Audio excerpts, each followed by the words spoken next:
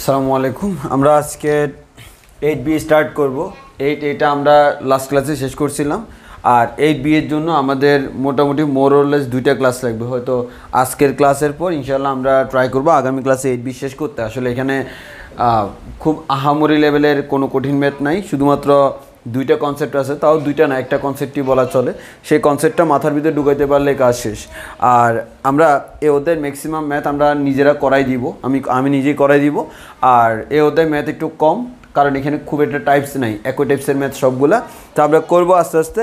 তো তোমরা যারা জয়েন করছো, আমার সাউন্ড ভিডিও ক্লিয়ার আছে কিনা একটু কনফার্ম করো। আমার সাউন্ড ভিডিও ক্লিয়ার আছে কিনা একটু কনফার্ম করো। যদি ক্লিয়ার থাকে আমরা শুরু করে দিই। আজকে হচ্ছে 8B এর প্রথম ক্লাস।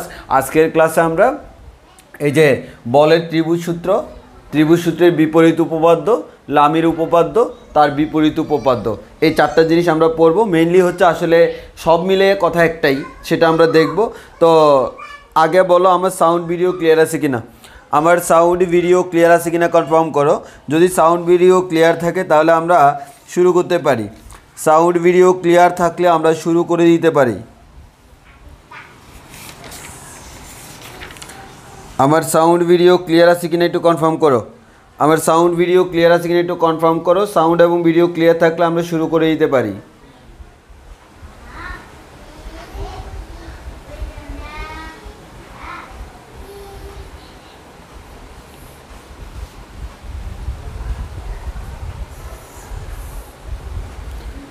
সব কিছু ক্লিয়ার আছে কিনা কনফার্ম করো, কারণ তুমি প্রথম দিকের জিনিসগুলো না বুঝলে পুরো ক্লাস আর কোনো লাভ নেই। কারণ হচ্ছে আমরা ক্লাসে কি করব সেটা আমাদের এখানেই প্রথম 5 মিনিটে হচ্ছে মেইন পড়া। প্রথম 5 মিনিট আমরা যা বলবো তার উপর ডিপেন্ড করে পুরো ক্লাসটা করতে হবে। ওকে, তাহলে আমরা শুরু করে দিই, আমরা আর ওয়েট করতে পারবো না, আমরা শুরু করে দিই। তো একটু খেয়াল করে দেখো, 8Bতে আমরা মেইনলি আলোচনা করব যেটা নিয়ে, সেটা হচ্ছে আমাদের সাম্যাবস্থা নিয়ে। সাম্যাবস্থা, এবং এই সাম্যাবস্থা বলতে আমরা কার সাম্যাবস্থা করব?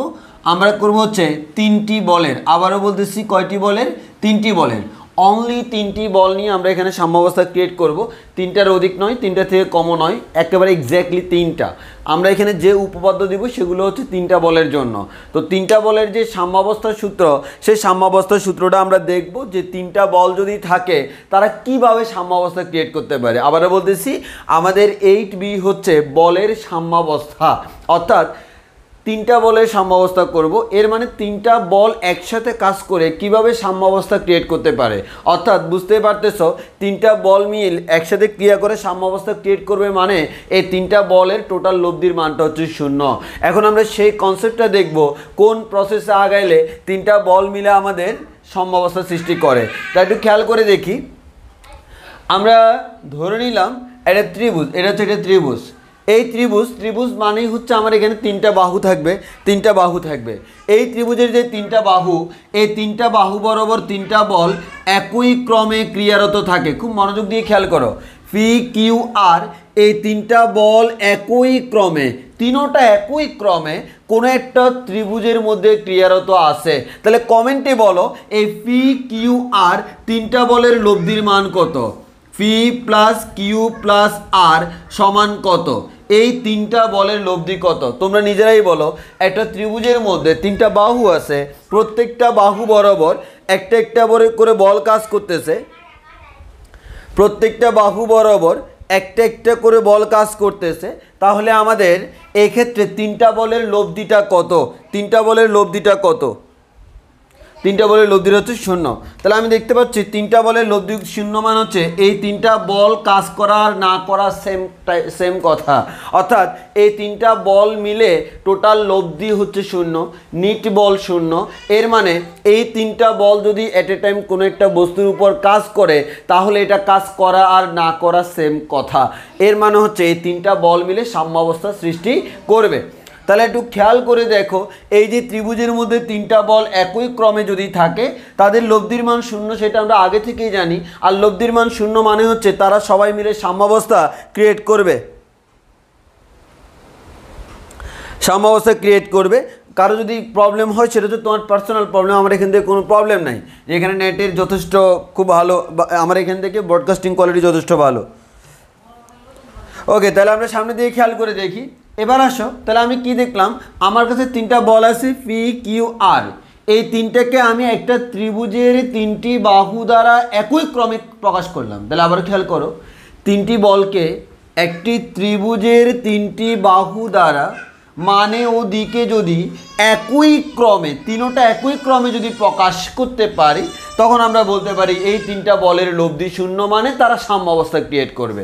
এখন একটু খেয়াল করো, তাহলে এই তিনটা বলকে যদি কোনো একটা বিন্দুতে আমি পাঠিয়ে দিই, ফর এক্সাম্পল এই বিন্দুতে আমার তিনটা বল কাজ করবে।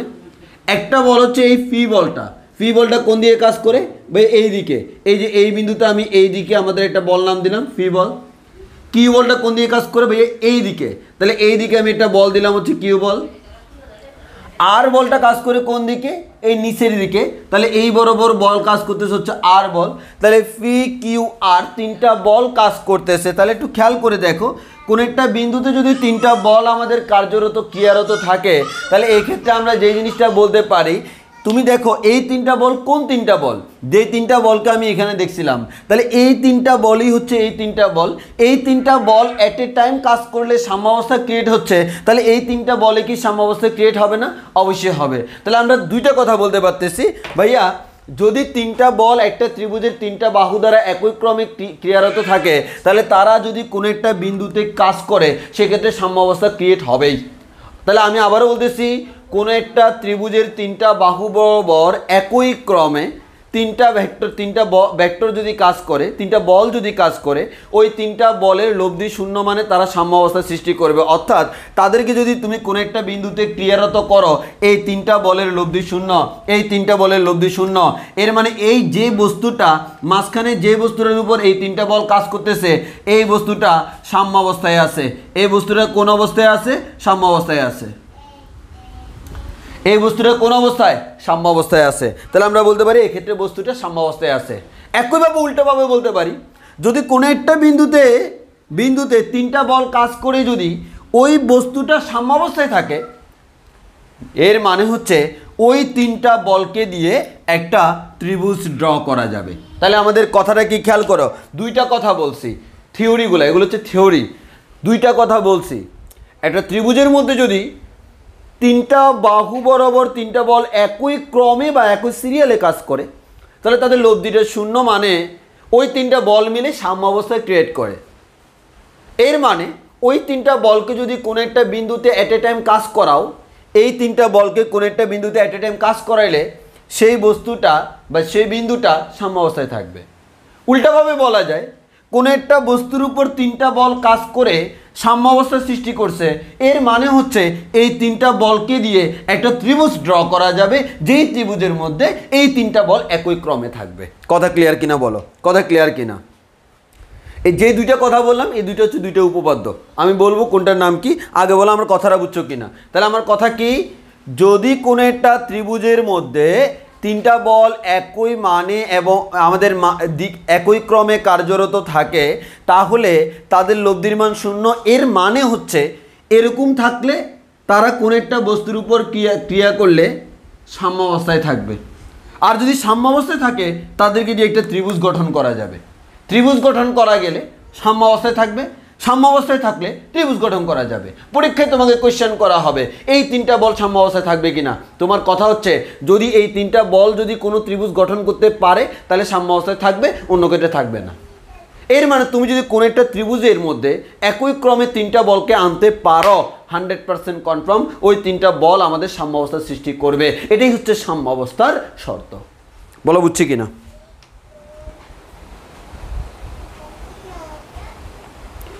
এতটুকু বুঝছি কিনা বলো, এতটুকু ক্লিয়ার কিনা, এতটুকু ক্লিয়ার কিনা বলো, এতটুকু ক্লিয়ার কিনা বলো।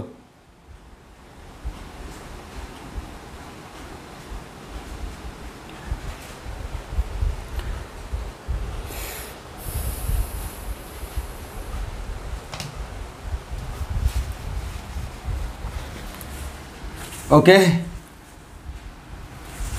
এবার সরি,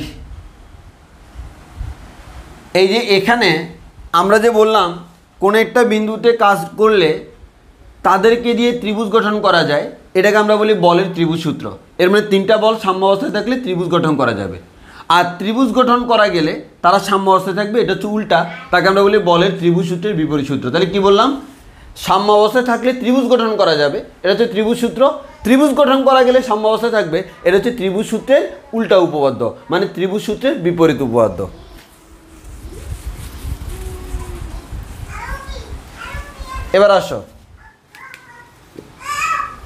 এবার আসি ত্রিভুজ গঠনের শর্ত।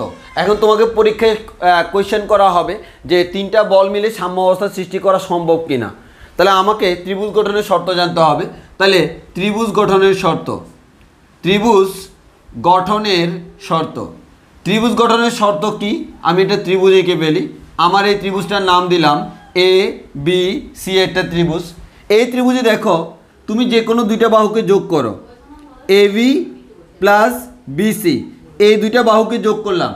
এই দুইটা বাহুর যোগফল থার্ড বাহু থেকে কিন্তু বড় হবে, এসি থেকে বড়। একইভাবে তুমি বিসি আর এসি যোগ করো, বিসি প্লাস এসি যোগ করো, তাহলে এই দুইটা বাহুর যোগফল কিন্তু তার অন্য যেটা বাকি সেই বাহু এবি থেকে বড়। একইভাবে তুমি এসি আর এবি যদি যোগ করো সেটা অবশ্যই বিসি থেকে বড়।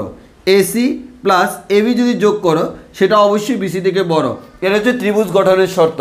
তাহলে ত্রিভুজ গঠনের শর্ত কি? ত্রিভুজ গঠনের শর্ত হলো ত্রিভুজের যে কোনো দুইটা বাহুর যোগফল বিপরীত বাহু থেকে বড় হবে এবং এবং তিনটাই হইতে হবে। এই দুইটা মানলো এটা মানলো না, ত্রিভুজ হবে না, তিনটাই মানতে হবে।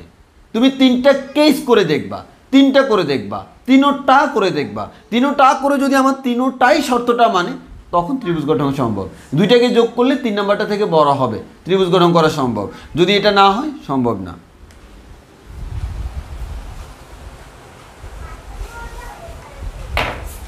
এবার আসি আমরা ত্রিভুজ গঠনের শর্ত জেনে গেলাম। এবার আমরা আসি এর সামনে, আমাদের এখন ত্রিভুজ গঠন করা শেষ।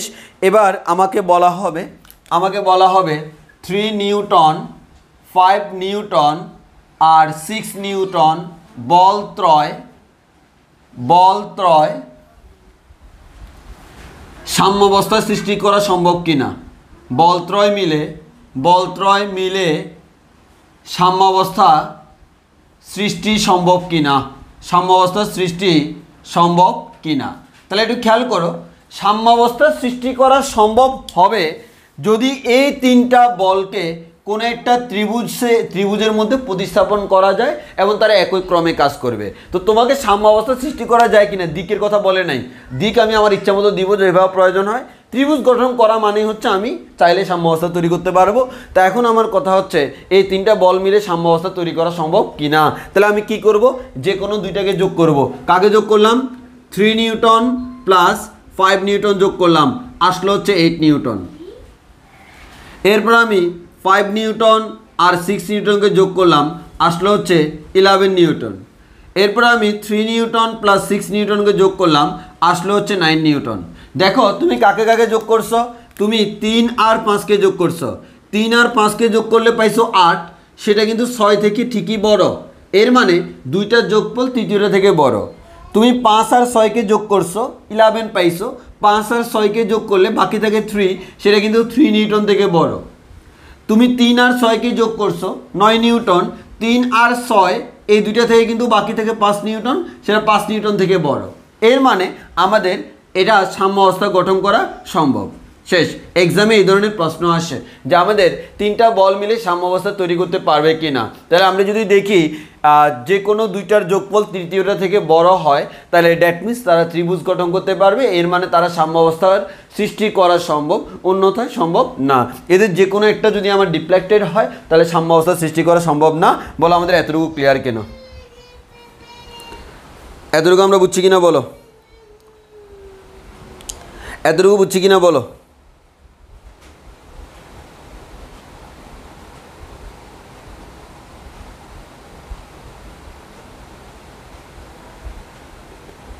একটু কুইকলি রেসপন্স করবা, এতটুকু হয়েছে কিনা বলো, এতটুকু আমাদের শেষ হয়েছে কিনা।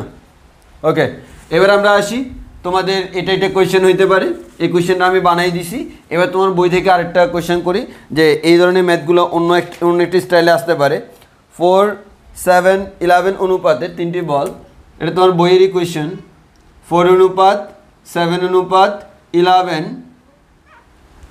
এত অনুপাতের 3টি বল কোনো একটি বিন্দুতে ক্রিয়া করে। এত অনুপাতের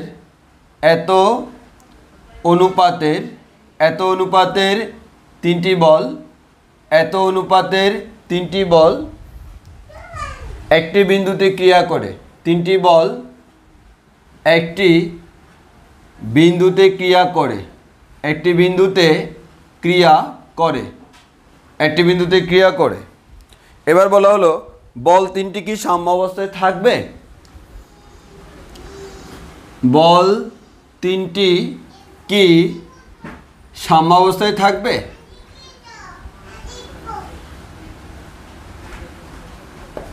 দেখো এবার তোমাকে বল বলে নাই, তোমাকে বলের অনুপাত বলে দিছে।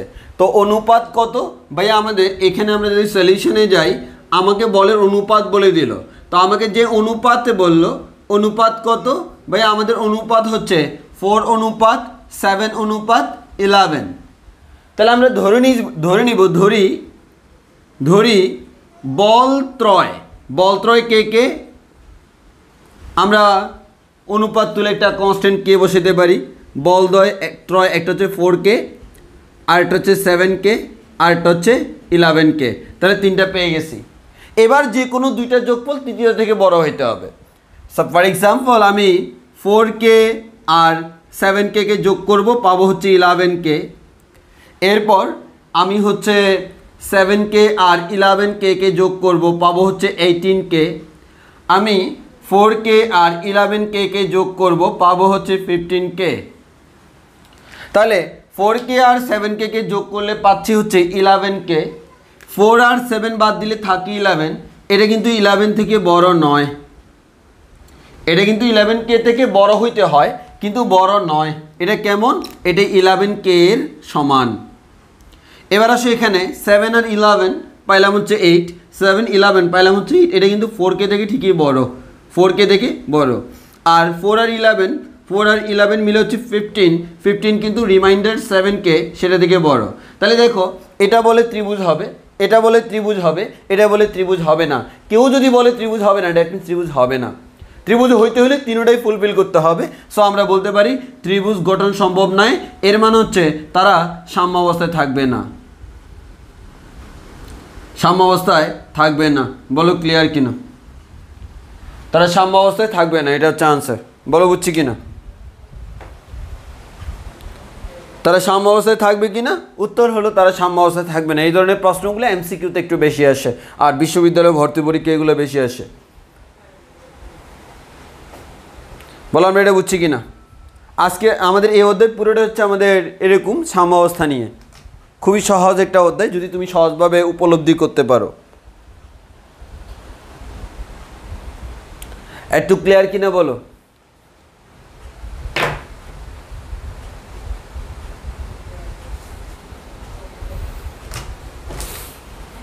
এবার আমরা সামনের দিকে আগাই। এবার হচ্ছে আমরা তাহলে আমাদের ত্রিভুজ সূত্র আর বিপরীত ত্রিভুজ সূত্র চলে গেল। এগুলো আমরা বলছি ত্রিভুজ সূত্র দিয়ে। এটা হচ্ছে ত্রিভুজ সূত্রের একটা বাস্তব এক্সাম্পল। এবার আসো সাম্য অবস্থায় থাকার আরেকটা শর্ত দেখি। সাম্য অবস্থার অন্য আরেকটা শর্ত, সেই শর্তটা কি একটু খেয়াল করে দেখো। মনে করো আমাদের এই বিন্দুতে একটা বল আছে হচ্ছে আমাদের পি বল, আর এই বিন্দুতে একটা বল আছে হচ্ছে কিউ বল, জাস্ট লাইক দ্যাট। যদি থাকে এই পি এবং কিউ বলের যে লব্ধিটা, সেই লব্ধিটা কত? বেশ, সেই লব্ধিটা হচ্ছে এই আর এইদিকে। আরে তুমি সিম্পলি চিন্তা করে দেখো, পি এবং কিউ এর লব্ধিটা হচ্ছে কে? আর। তাহলে পি এবং কিউ এর লব্ধি আর, এই কথাটার মানে কি? এই কথাটার মানে হচ্ছে পি এবং কিউ দুইটা একসাথে ক্রিয়া করা, যে কথা এই বরাবর শুধু আর ক্রিয়া করা সেম কথা। কারণ এই দুইটার প্রভাব হচ্ছে এটা, এই বরাবর পি বল, এই বরাবর কিউ বল প্রকাশ করলে বস্তুটা এত বলে এই দিকে যাবে। তাহলে তুমি যদি এই আর এর সমান এবং বিপরীত মানের একটি বল, এই যে একটি বল এখানে কাজ করলে আর, এটার মান এটার সমান এবং ঠিক বিপরীত, তাহলে এটাকে বাদ দাও, এটা এটা এটা, এই তিনটা বল মিলে এখন কি সৃষ্টি করে? সাম্য অবস্থা সৃষ্টি করবে না? অবশ্যই আমাদের তারা কোন অবস্থায় থাকবে? সাম্য অবস্থায়। তাহলে কি বুঝলাম? সাম্যাবস্থায় আছে তিনটা বল, এর মানে হচ্ছে দুইটা বলের যে লব্ধি, সেই লব্ধিটা তৃতীয়টার মানের সমান এবং বিপরীতমুখী। আবার বলতেছি, দুইটা বলের লব্ধি যদি তৃতীয় বলের সমান ও বিপরীতমুখী হয়, অথবা তৃতীয় বল যদি দুইটা বলের লব্ধির মানের সমান এবং দিকে বিপরীতমুখী হয়, তাহলে কিন্তু এই তিনটা বল মিলে সাম্য অবস্থা সৃষ্টি করবে। তাহলে পি কিউ আর এই তিনটা বল এখানে সাম্য অবস্থা সৃষ্টি করে। বলো বুঝছি কিনা? এটা বুঝছি কিনা? যদি বুঝে থাকি তাহলে আমি তোমাকে এখানে বললাম, এইদিকে একটা বল আছে এ, এদিকে একটা বল আছে বি, এদিকে একটা বল আছে সি। এই তিনটা বল আমাদের কোন অবস্থায় আছে? সাম্য অবস্থায়। এই তিনটা বল সাম্য অবস্থায় আছে, এর মানে তুমি 100% কনফার্ম এ সি এর লব্ধি বি। কেন? এ এবং সি এর লব্ধির মানটা বি এর সমান না হলে কিন্তু তারা সাম্য অবস্থায় থাকবে না। একইভাবে আমরা বলতে পারবো এ বি এর লব্ধি হচ্ছে সি, এ বি এর লব্ধি হচ্ছে সি। একইভাবে আমরা বলতে পারবো বি সি এর লব্ধি হচ্ছে এ। তাহলে খেয়াল করে দেখো, এ এবং বি এর লব্ধিটা সি এর সমান, বি এবং সি এর লব্ধিটা এ এর সমান, এ এবং সি এর লব্ধিটা বি এর সমান। তাহলে তারা হচ্ছে সাম্য অবস্থায় আছে। তাহলে আমি এখান থেকে আমাদের বলতে পারি তিনটা বল সাম্য অবস্থায় আছে।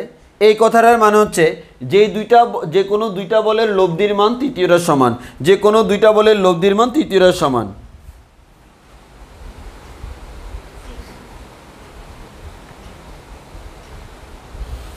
ভাইয়া দুইটা বলের লব্ধি আরেকটা থেকে বড় হবে না? কেউ বলছে? লব্ধির মান বড় ছোট যে কোনো কিছু হইতে পারে, তারা কত ডিগ্রি কোণে কাজ করতেছে তার উপর ডিপেন্ড করে। না হয়তো লব্ধির সর্বোচ্চ মান সর্বনিম্ন মান আসতো না। লব্ধির সর্বনিম্ন মানটা কত? একটা থেকে একটা বিয়োগ করো না, তো সেক্ষেত্রে কি হয়? লব্ধির মান যে কোনো কিছু হইতে পারে, সর্বনিম্ন থেকে সর্বোচ্চ মান।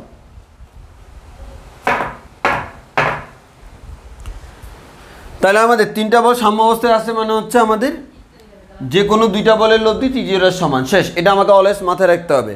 তিনটি বল সাম্য অবস্থায় আছে মানে যে কোনো দুইটি বলের লব্ধি তৃতীয়টার সমান। তাহলে আমরা এখান থেকে একটা কথা বলতে পারবো। সেই কথাটা কি? সেই কথাটা হচ্ছে এখানে এ বি সি তিনটা বল আছে। তাহলে আমরা বলতে পারি, মনে করো ফর এক্সাম্পল, এই কোণটা আমি নাম দিলাম হচ্ছে আলফা, এই কোণটাকে নাম দিলাম হচ্ছে বিটা, এই কোণটাকে নাম দিলাম হচ্ছে গামা। তো তোমাকে কোয়েশ্চেন করা হলো what is the value of alpha? আলফার মান কত? তাহলে আলফা কার কার মধ্যবর্তী কোণ? আলফা হচ্ছে এ এবং সি এর মধ্যবর্তী কোণ। আমরা জানি একটা ফর্মুলা আছে, R square equals to P square plus Q square plus 2 P Q cos of alpha.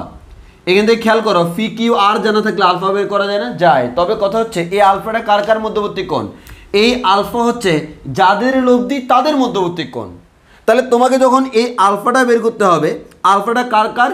এ এবং সি এর। তাহলে তোমাকে মাথায় রাখতে হবে এ এবং সি এর লব্ধি হচ্ছে বি। তাহলে আমরা বলতে পারবো বি স্কোয়ার সমান A square plus C square plus 2ac cos of alpha. Calculation করে এখান থেকে আলফার মান বের করতে পারবা। অর্থাৎ যখন তোমাকে এ এবং সি এর মধ্যবর্তী কোণ বের করতে বলবে, তুমি বুঝে নিবা এ এবং সি এর লব্ধি হচ্ছে অন্যটা। একইভাবে তোমাকে বললো what is the value of beta? Bitter মান কত?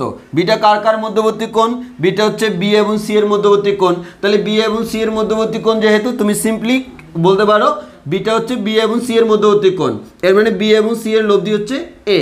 তাহলে আমরা বলতে পারবো এ স্কোয়ার সমান B square plus C square plus 2bc cos of beta. A B C দেওয়া থাকবে, এখান থেকে বিটার মানটা তুমি ক্যালকুলেশন করে গিয়ে ফেলতে পারবা। একইভাবে তোমাকে বললো what is the value of gamma? গামার মানটা কত? তো গামার মানটা, গামা কার কার মধ্যবর্তী কোণ? এ এবং বি এর মধ্যবর্তী কোণ। তাহলে এ এবং বি এর লব্ধিটা হচ্ছে সি। তাহলে আমরা বলতে পারবো সি স্কোয়ার সমান A square plus B square plus 2ab cos of gamma. এখানে গামার মানটা বের করব।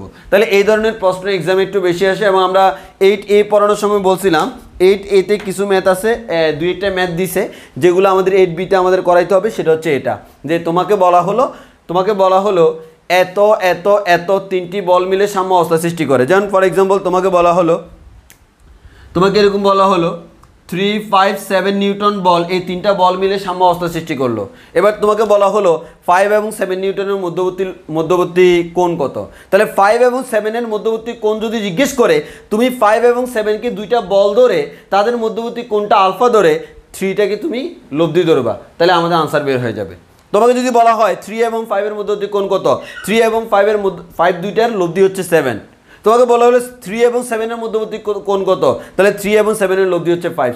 সিম্পল। তাহলে যে দুইটার মধ্যবর্তী কোণ বের করতে হবে তাদের মধ্যবর্তী কোণটা যে কোনো কিছু ধরতে পারো, আলফা বিটা গামা, দেন ধরার পর তুমি ওই দুইটার লব্ধি অন্যটা ধরে ক্যালকুলেশন করলে আলফার মানটা পেয়ে যাবা, বিটার মানটা পেয়ে যাবা, গামার মানটা পেয়ে যাবে, তোমাকে যেটা বলে আর কি। হ্যাঁ, তাহলে আমাকে বলো একটুকু আমরা বুঝছি কিনা। এই ধরনের ম্যাথ কিন্তু এক্সামের জন্য মোস্ট ইম্পর্টেন্ট। এই ধরনের ম্যাথটা, এটা আমার ম্যাথের একটা টাইপস। এই ধরনের ম্যাথ বেশি বেশি ইম্পর্টেন্ট। বলো আমাদের এতটুকু ক্লিয়ার কিনা, এতটুকু আমাদের ক্লিয়ার কিনা। এই ধরনের math most important for examination.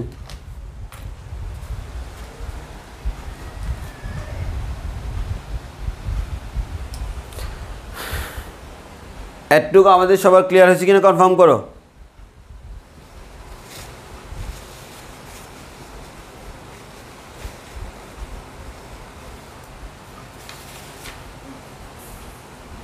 ওকে, এবার আসো এই ধরনের একটা ম্যাথ তোমাদের বইতে আছে, মানে একবার বোর্ডে আসছিল মেবি, আমি দেখি একটু, এটা বোর্ডেও আসছিল একবার। এই ধরনের অনেকগুলো ম্যাথ তুমি পাবা বইতে, তুমি সেগুলো সলভ করে নিবা।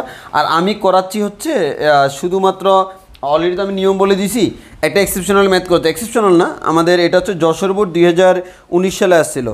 যশোর বোর্ড 2019 সালে একটু অন্যভাবে ম্যাথটা আসছিল, তো ওই জন্য আমি করাই দিচ্ছি।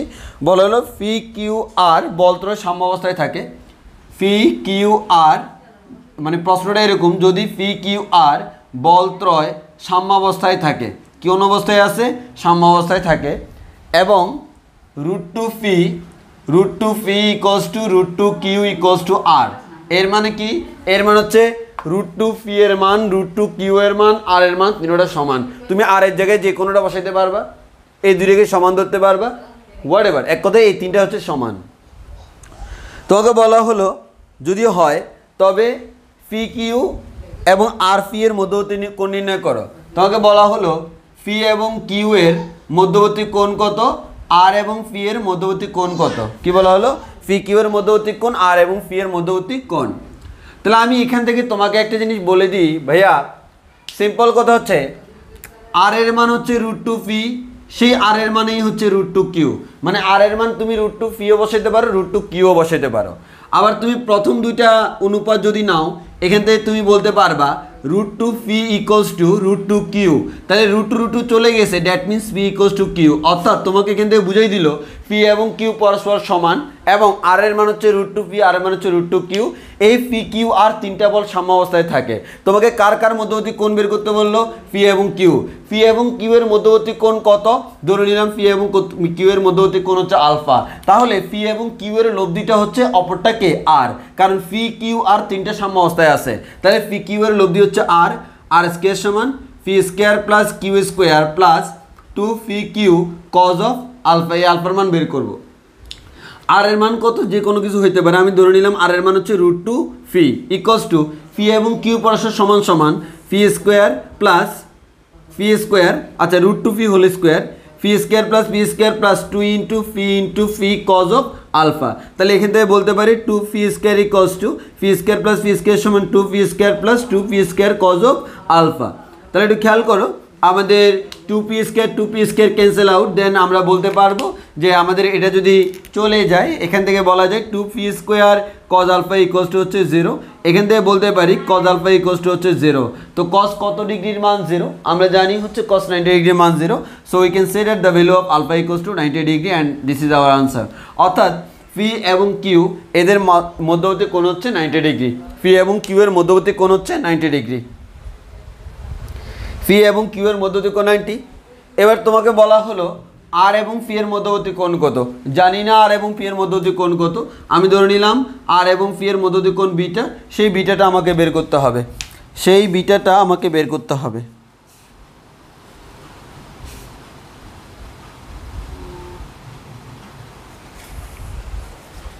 ওকে, তাহলে আমি বের করব। এবার বিটা যদি বের করতে হয় কার কার মধ্যবর্তী কোণ, আর এবং পি এর মধ্যবর্তী কোণ, যেহেতু পি কিউ আর তিনটা সাম্য অবস্থায় আছে, এবার যে কোনো দুইটার লব্ধি হচ্ছে অপরটা, আর এবং পি এর লব্ধি হচ্ছে কে, কিউ। তাহলে আমরা এখান থেকে বলতে পারবো কিউ স্কোয়ার সমান R square plus P square plus 2r P cos of মধ্যবর্তী কোণ বিটা, এই বিটা বের করতে হবে। তো পি এবং কিউ সমান, কিউ এর জায়গায় আমি পি বসাই, আর এর মান হচ্ছে √2 পি, তাহলে 2 পি স্কোয়ার যদি বর্গ করি পি স্কোয়ার প্লাস 2 ইন্টু আর এর মান কত, আর এর মান হচ্ছে √2 পি, পি এর মান কত পি কজ অফ বিটা। তাহলে বলা যায় পি স্কোয়ার সমান 2 P square plus P square মান হচ্ছে 3 P square plus 2√2 P square cos of beta. P স্কোয়ারটা অপোজিটে চলে গেলে আমরা পেয়ে যাবো 2 পি স্কোয়ার, তাহলে আমরা বলতে পারি 2√2 P square cos of beta equals to হচ্ছে -2 পি স্কোয়ার। তো 2 চলে যাবে, -p চলে যাবে, √2 কজ বিটা ইকুয়ালস টু আমরা পাবো হচ্ছে -1। তাহলে আমরা এখান থেকে বলতে পারবো কজ বিটা ইকুয়ালস টু হচ্ছে -1/√2। এখান থেকে বিটার মান বের করবে ক্যালকুলেশন করে যা আসে, হোপফুলি 135 ডিগ্রি আসার কথা আনসার অনুযায়ী তুমি বের করে নিবা। এটা হচ্ছে আমার আনসার। বলো বুঝছি কি না? এটা আলাদা করে আমাদের কোনো কনসেপ্ট নাই, মানে তোমাদের বইতে আলাদা করে এটা কোনো কনসেপ্ট এই বইতে দেওয়া নাই। তো দেওয়া না থাকলেও এই ধরনের ম্যাথগুলো এক্সামে আসে, অর্থাৎ ওই জন্য কারণ এগুলো হচ্ছে বেসিকের ম্যাথ, ওই কারণে তোমাকে এটা জানতে হবে। তিনটা বল মিলে সাম্য অবস্থা সৃষ্টি করে মানে হচ্ছে তাদের যে কোনো দুইটার লব্ধি অপরটা সমান হবে, যে কোনো দুইটার লব্ধি তৃতীয়টার সমান হবে। এতটুকু ক্লিয়ার কিনা বলি। এবার আমরা লামির উপপাদ্যের মধ্যে চলে যাই, লামি এবং বিপরীত লামি।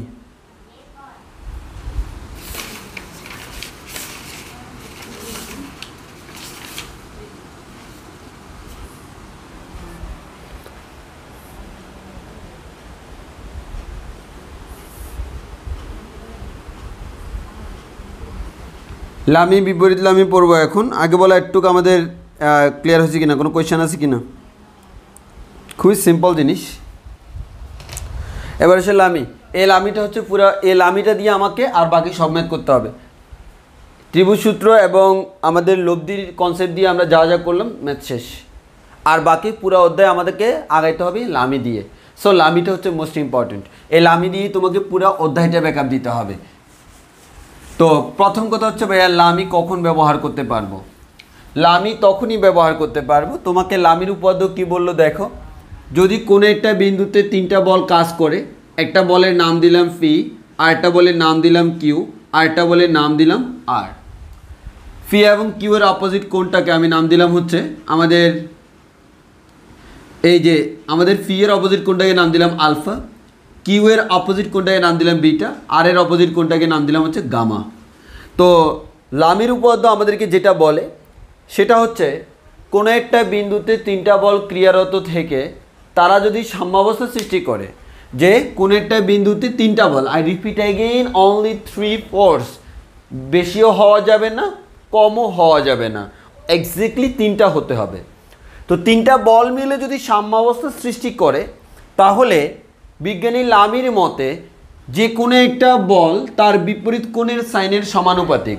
এক কথায় আমরা সেখান থেকে ফর্মুলা আনতে পারি, যে কোনো একটা বল ডিভাইডেড বাই সাইন অফ তার অপোজিট কোণ ইকুয়ালস টু যে কোনো একটা বল ডিভাইড বাই সাইন অফ তার অপোজিট কোণ প্লাস যে কোনো একটা বল ডিভাইড বাই সাইন অফ তার অপোজিট কোণ।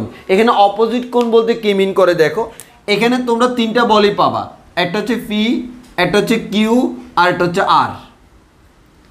তুমি যখন পি নিবা, পি ডিভাইডেড বাই সাইন লিখবা, তখন এই পি বাদে বাকি দুইটা কে? তিনটা বল মিলে সাম্যাবস্থা সৃষ্টি করে না? জি ভাইয়া। পি বাদে বাকি দুইটা কে? কিউ এবং আর। ওই দুইটার মধ্যবর্তী কোণটা নিতে হবে। এবার ভাইয়া দুইটা বলের মধ্যবর্তী কোণ তো এটাও হইতে পারে এটাও হইতে পারে, কোনটা নিব? ছোটটা নিব। কোনটা নিব? ছোটটা। মানে দুইটার মধ্যে যেটা ছোট সেটা নিব। তো পি ডিভাইড বাই অপর দুইটা বলের অপোজিট কোণটা মনে করো আলফা, তখন আমি বলতে পারবো সাইন আলফা। এটা যদি বিটা হয় সাইন বিটা, এভাবে। তাহলে এটা হচ্ছে আমাদের লামির উপপাদ্য, যে যদি কোনো একটা বিন্দুতে তিনটা বল একসাথে ক্রিয়ারত থেকে সাম্যাবস্থা সৃষ্টি করে তাহলে যে কোনো একটি বল তার বিপরীত কোণের সাইনের সমানুপাতিক। আর বিপরীত লামি মানে হচ্ছে যদি কোনো একটা বল বিপরীত কোণের সাইনের সমানুপাতিকভাবে আমার কাজ করে তিনটা বল, তাহলে 100% কনফার্ম তারা সাম্য অবস্থা সৃষ্টি করবে। এক কথায় সাম্য অবস্থা সৃষ্টি করলে সাইনের সমানুপাতিক হলে সাম্য অবস্থা সৃষ্টি করবে। এই সাম্য অবস্থা সৃষ্টি করলে সাইনের সমানুপাতিক, এটা হচ্ছে লামি, আর আমাদের সাইনের সমানুপাতিক হলে সাম্য অবস্থা সৃষ্টি করবে, এটা হচ্ছে লামির সূত্রের বিপরীত উপপাদ্য। মানে জাস্ট এটা থিওরিটিক্যালি জানতে হয়, আর ম্যাথমেটিক্যালি শুধু লামি জানলে হয়, কারণ লামি দিয়ে আমাকে ম্যাথগুলো করতে হবে। বলো লামির কনসেপ্টটা বুঝছি কিনা। এবার আমরা ম্যাথ করা স্টার্ট করব। আগে বলো আমরা লামির কনসেপ্ট বুঝছি কিনা, লামির উপপাদ্য বুঝছি কিনা বলো।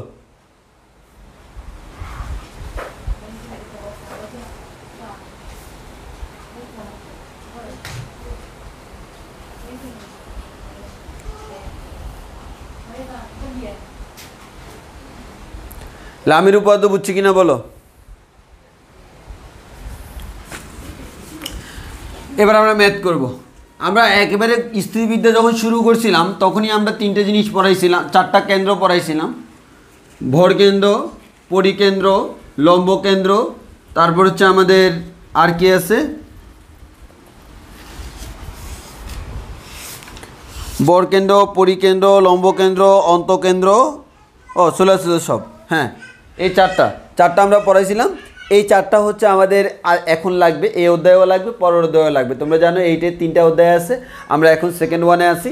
তো আজকে হচ্ছে আমি বরকেন্দ্র, পরিকেন্দ্র এগুলো সম্পর্কিত যে ম্যাথগুলো সেগুলো করাই ফেলবো।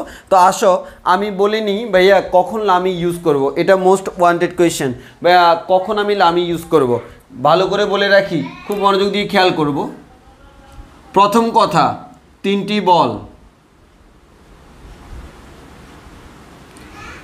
একসাথে ক্রিয়ারত, 3টি বল একসাথে ক্রিয়ারত থেকে সাম্যাবস্থা সৃষ্টি করে। 3টি বল একসাথে ক্রিয়ারত থেকে সাম্যাবস্থা সৃষ্টি করে। যদি 3টি বল একসাথে ক্রিয়ারত থেকে সাম্যাবস্থা সৃষ্টি করে, তুমি 100% কনফার্ম এরা লামির উপপাদ্য মেনে চলে।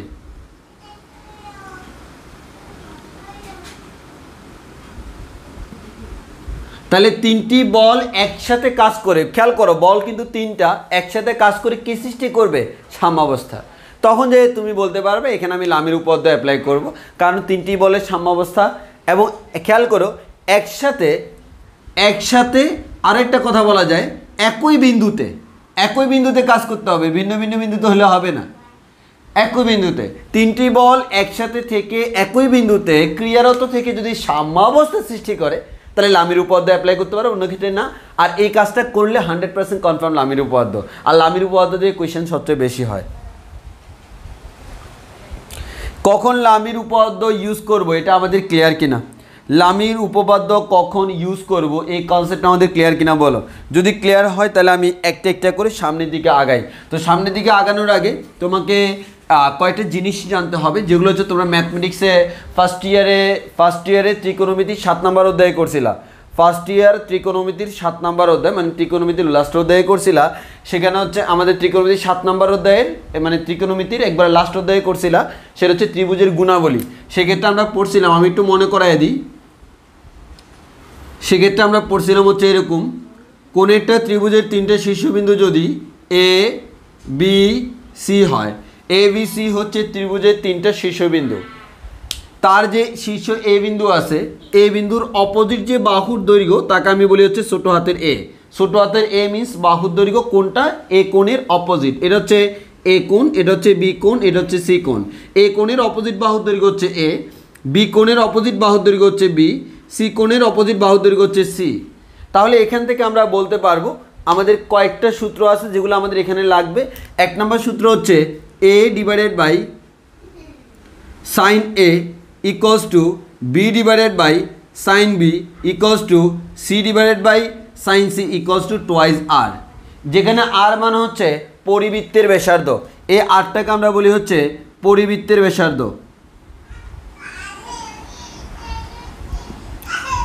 এই আরটা হচ্ছে পরিবৃত্তের ব্যাসার্ধ। তাহলে একটু খেয়াল করে দেখো, আমরা এখান থেকে বলতে পারি A by sine A, B by sine B, C by sine C, তিনোটার মান হচ্ছে টোয়াইজ আর। আরটা হচ্ছে পরিবৃত্তের ব্যাসার্ধ, আর টোয়াইজ আর হচ্ছে পরিবৃত্তের ব্যাস, কারণ ব্যাসার্ধকে 2 দ্বারা গুণ করলে ব্যাস পাবো। পরিবৃত্ত কি 1 নম্বর ক্লাসে পড়ছিলাম। তাহলে আমরা বলতে পারবো A divided by sine A equals to আমরা বলতে পারি টোয়াইজ আর। তাহলে একইভাবে বলতে পারি B divided by sine B equals to আমরা বলতে পারি টোয়াইজ আর। একইভাবে বলতে পারি C divided by sine C equals to twice R. তাহলে আমরা এখান থেকে বলতে পারি sine A equals to A divided by twice R, sine B equals to B divided by twice R, sine C equals to C divided by twice R. অর্থাৎ আমাদের বিভিন্ন math করার ক্ষেত্রে আমাদের সাইন আর কজ আসবে, এই অধ্যায়ের ম্যাথগুলো করার ক্ষেত্রে সাইন আর কজ আসবে, এগুলোকে আমরা বলি সাইন সূত্র। যদি কোথাও তুমি দেখো প্রমাণে সাইন নাই, প্রমাণে আছে ছোটো হাতের এ, ছোটো হাতের বি, ছোটো হাতের সি, কিন্তু তোমার কাছে আছে sine A, sine B, sine C, কোনো কথা নাই। সাইন এ এর জায়গায় তুমি A by twice R, sine B এর জায়গায় B by twice R, sine C এর জায়গায় সি বাই টোয়াইজ আর বসাই দিবা। আমি আবারও বলতেছি, তুমি ম্যাথ করার সময় যেহেতু তুমি ক্যালকুলেশন করার সময় অটোমেটিকলি তোমার সাইন অথবা কজ আসবে। যদি সাইন আসে কিন্তু আমাকে এখানে প্রমাণ করতে বলবে, এটা প্রমাণ করো, প্রত্যেকটা ম্যাথ এটা প্রমাণ করো, এটা দেখাও। তো তোমাকে যেটা প্রমাণ করতে বলছে বা দেখাইতে বলছে সেখানে কিন্তু কোনো সাইন নাই, সেখানে আছে ছোটো হাতের এ, ছোটো হাতের বি, ছোটো হাতের সি, সাথে সাথে ফর্মুলা বসাই দিবা। সাইন এ সমান A by twice R, sine B সমান B by twice R, sine C সমান সি বাই টোয়াইজ আর। এটা হচ্ছে সাইন সূত্র। এবার হচ্ছে ক্ষেত্রফলের সূত্র। হ্যাঁ, ক্ষেত্রফলের সূত্র, এগুলো হচ্ছে আমাদের কি sine rule, sine rule, sine rule of a triangle. Similarly cos rule আছে, cosine rule of a triangle. তাহলে আমরা কোজাইন রুল যদি পড়ি, কোজাইন রুল, কোজাইন রুলটা কী ছিল মনে আছে? যে আমরা যদি বলি, আমি একটা বলে দিই, কস এ সমান হচ্ছে এ, এখানে এ আছে, এটাকে বাদ দাও, এটাকে বাদ দিলে কি থাকে বিসি, এই B square plus C square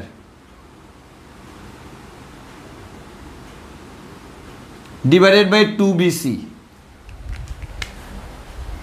যখন এখানে এ থাকবে তখন হচ্ছে মাইনাস এ স্কোয়ার। এবার তাহলে আশা করি তুমি বাকিগুলো পারবা। এটা হচ্ছে কস এ এর মান। যদি কস বি বলে তাহলে আমরা বলবো বি বাদে কে আছে, সি স্কোয়ার এ স্কোয়ার, নিচে 2ca। তাহলে যেহেতু বি আছে সেই বি স্কোয়ারটা বিয়োগ করে দাও। একইভাবে যদি তোমার কস সি আসে, কস সি ইকুয়ালস টু আমরা বলতে পারি সি বাদ দিলে কে থাকে, এ এবং বি, তাহলে A square plus B square, reminding কি থাকে ভাইয়া সি থাকে। তাহলে আমাদের নিচে হচ্ছে টোয়াইজ এ বি, যেহেতু বাকি আছে সি, ওই সি স্কোয়ার বিয়োগ করে দিব। এটা হচ্ছে আমার কি কোজাইন রুল। তাহলে তোমাকে সাইন রুল জানতে হবে, কোজাইন রুল জানতে হবে, যেগুলো ফার্স্ট ইয়ার থেকে জানার কথা। আর এটা হচ্ছে আমাদের এরিয়া রুল, অর্থাৎ ক্ষেত্রফল, ত্রিভুজের ক্ষেত্রফল। তো ত্রিভুজের ক্ষেত্রফল বের করার সূত্র আমরা কি জানি, ক্ষেত্রফল সমান হচ্ছে হাফ ইন্টু এ বি। যখন দিব তখন হচ্ছে সাইন বড় হাতের সি, বড় হাতেরগুলো কিন্তু কোণ মিন করে, ছোটো হাতের গুলা বাহু দৈর্ঘ্য মিন করে। একইভাবে যদি আমি বিসি দিই তাহলে এটা হবে সাইন এ, অর্থাৎ এখানে এ আর বি দিলে এখানে হবে সি, এখানে বি আর সি দিলে এখানে হচ্ছে এ, আর এখানে যদি তুমি এ আর সি দাও তাহলে এখানে বসবে হচ্ছে ভি। তাহলে দেখো আমরা এভাবেও করতে পারি। বলো আমরা একটু বুঝছি কিনা, এতটুকু আমরা বুঝছি কিনা একটু কনফার্ম করো, এতটুকু বুঝছি কিনা কনফার্ম করো। এগুলো হচ্ছে আমাদের সূত্রগুলা, যে ফার্স্ট ইয়ার ত্রিকোণমিতিতে আমরা এই ধরনের সূত্রগুলো পড়ছিলাম। এই ধরনের সূত্রগুলো আমাদের এখানে আবার অ্যাপ্লাই করা লাগবে, 8b-তেও অ্যাপ্লাই করা লাগবে, 8c-তেও অ্যাপ্লাই করা লাগবে। তো আমরা 8b-তে বলে দিচ্ছি, আর 8c-তে বলার প্রয়োজন নেই। আমরা এখন এগুলো অ্যাপ্লাই করে ম্যাথ করব, তবে আগে হচ্ছে আমাকে এগুলো জানতে হবে আর কি। আমি জাস্ট মনে করাই দিলাম। এখন আমরা এগুলো দিয়ে ম্যাথ করব। আজকে আমাকে অনেকগুলো করতে হচ্ছে, আমরা খুবই অল্প টাইমে অনেক কিছু পড়াচ্ছি।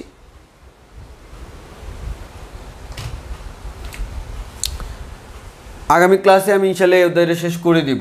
যে আমি চাচ্ছি না কোনো কিছু বাদ রাখতে, ওই কারণে হচ্ছে আসলে আমাকে একটু আদার্স কথা কম বলে মেইন কথাগুলোর দিকে চলতে হচ্ছে অলওয়েজ। আর যদি এগুলো হচ্ছে ম্যাক্সিমাম কথাগুলো তোমরা জানো, আমি জাস্ট মেইন জায়গাগুলো ধরাই দিচ্ছি। আসলে তোমাকে আমি কয়েকটা ম্যাথ করালে ক্লিয়ার হয়ে যাবে।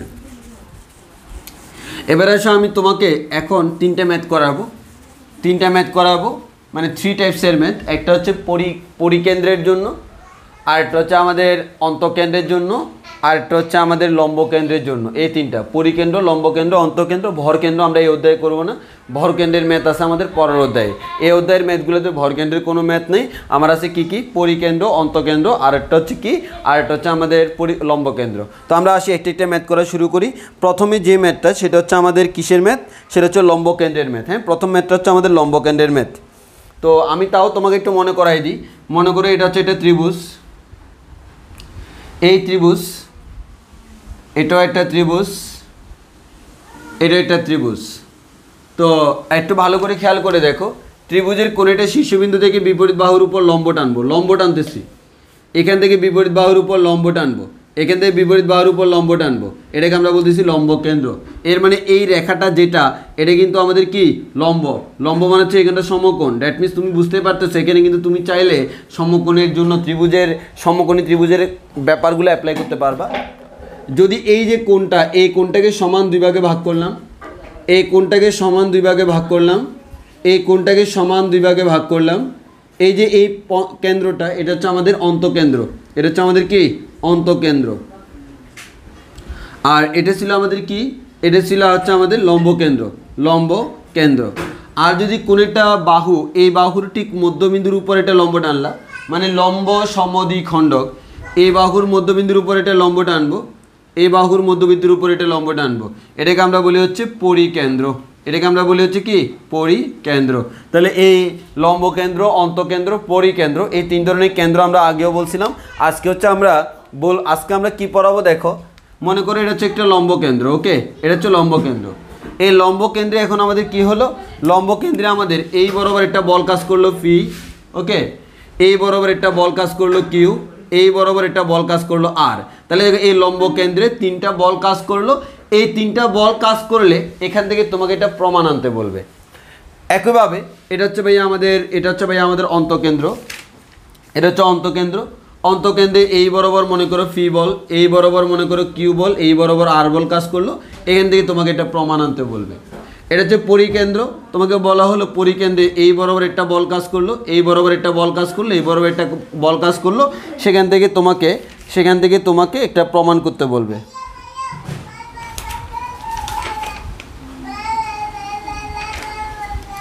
এরকম না, সরি,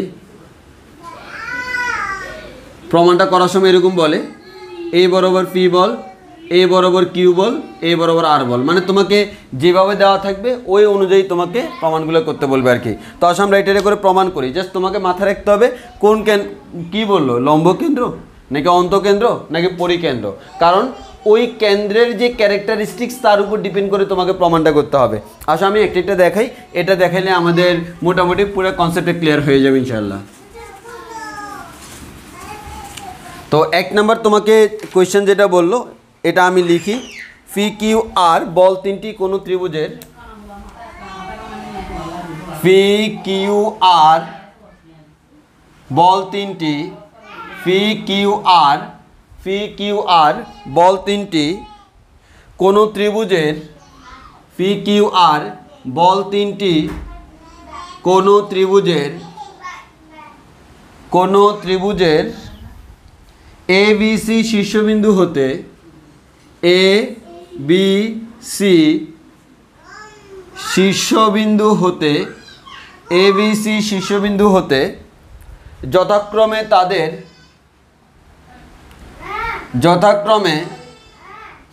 তাদের বিপরীত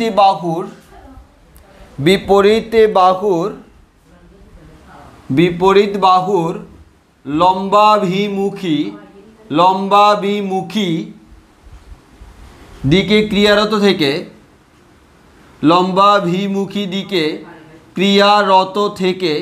ক্রিয়ারত থেকে ভারসাম্য সৃষ্টি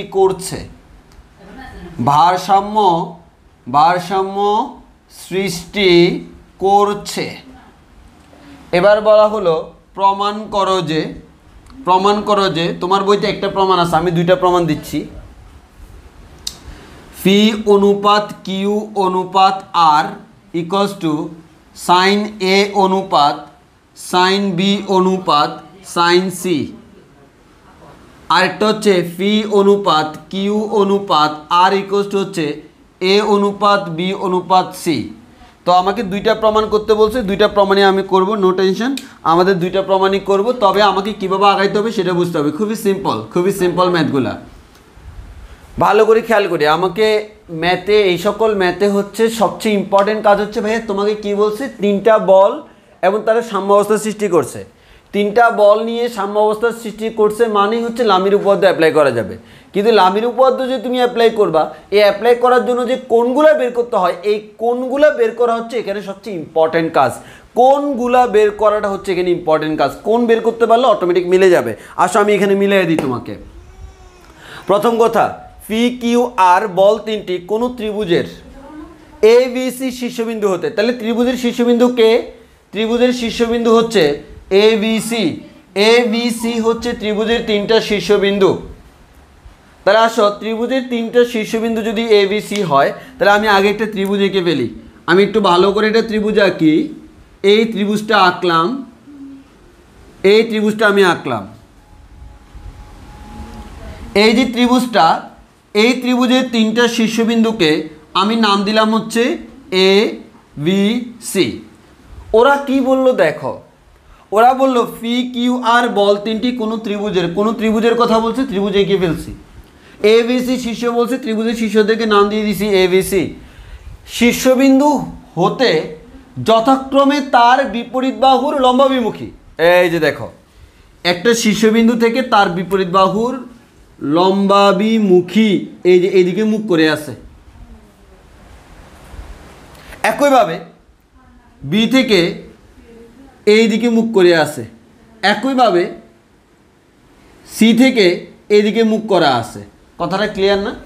যে আমাদের জিনিসটা হচ্ছে কেমন, এ থেকে তার বিপরীত বাহুর লম্বাভিমুখের দিকে ক্লিয়ার হতো, বি থেকে তার বিপরীত বাহুর লম্বাভিমুখে ক্লিয়ার হতো, সি থেকে তার বিপরীত বাহুর লম্বাভিমুখে ক্লিয়ার হতো। কে? P Q R. কার জন্য? এ বি সি এর জন্য। খেয়াল করো, পি কিউ আর যথাক্রমে এ বি সি এর শীর্ষ থেকে। তাহলে এর শীর্ষ থেকে আমরা এই তিনটা বল মনে করে এই বিন্দু থেকে ক্লিয়ার হতো, ধরাই যায়, কোনো ব্যাপার না। তিনটা বলকে আমি এই বিন্দু থেকে ক্লিয়ার হতো ধরতে পারি। এই দিকের যে বলটা, এটাকে নাম দিচ্ছি পি। কেন? সেটা শীর্ষবিন্দু এ থেকে। শীর্ষবিন্দু বি থেকে যেটা ক্লিয়ার হতো তাকে নাম দিচ্ছে হচ্ছে কিউ।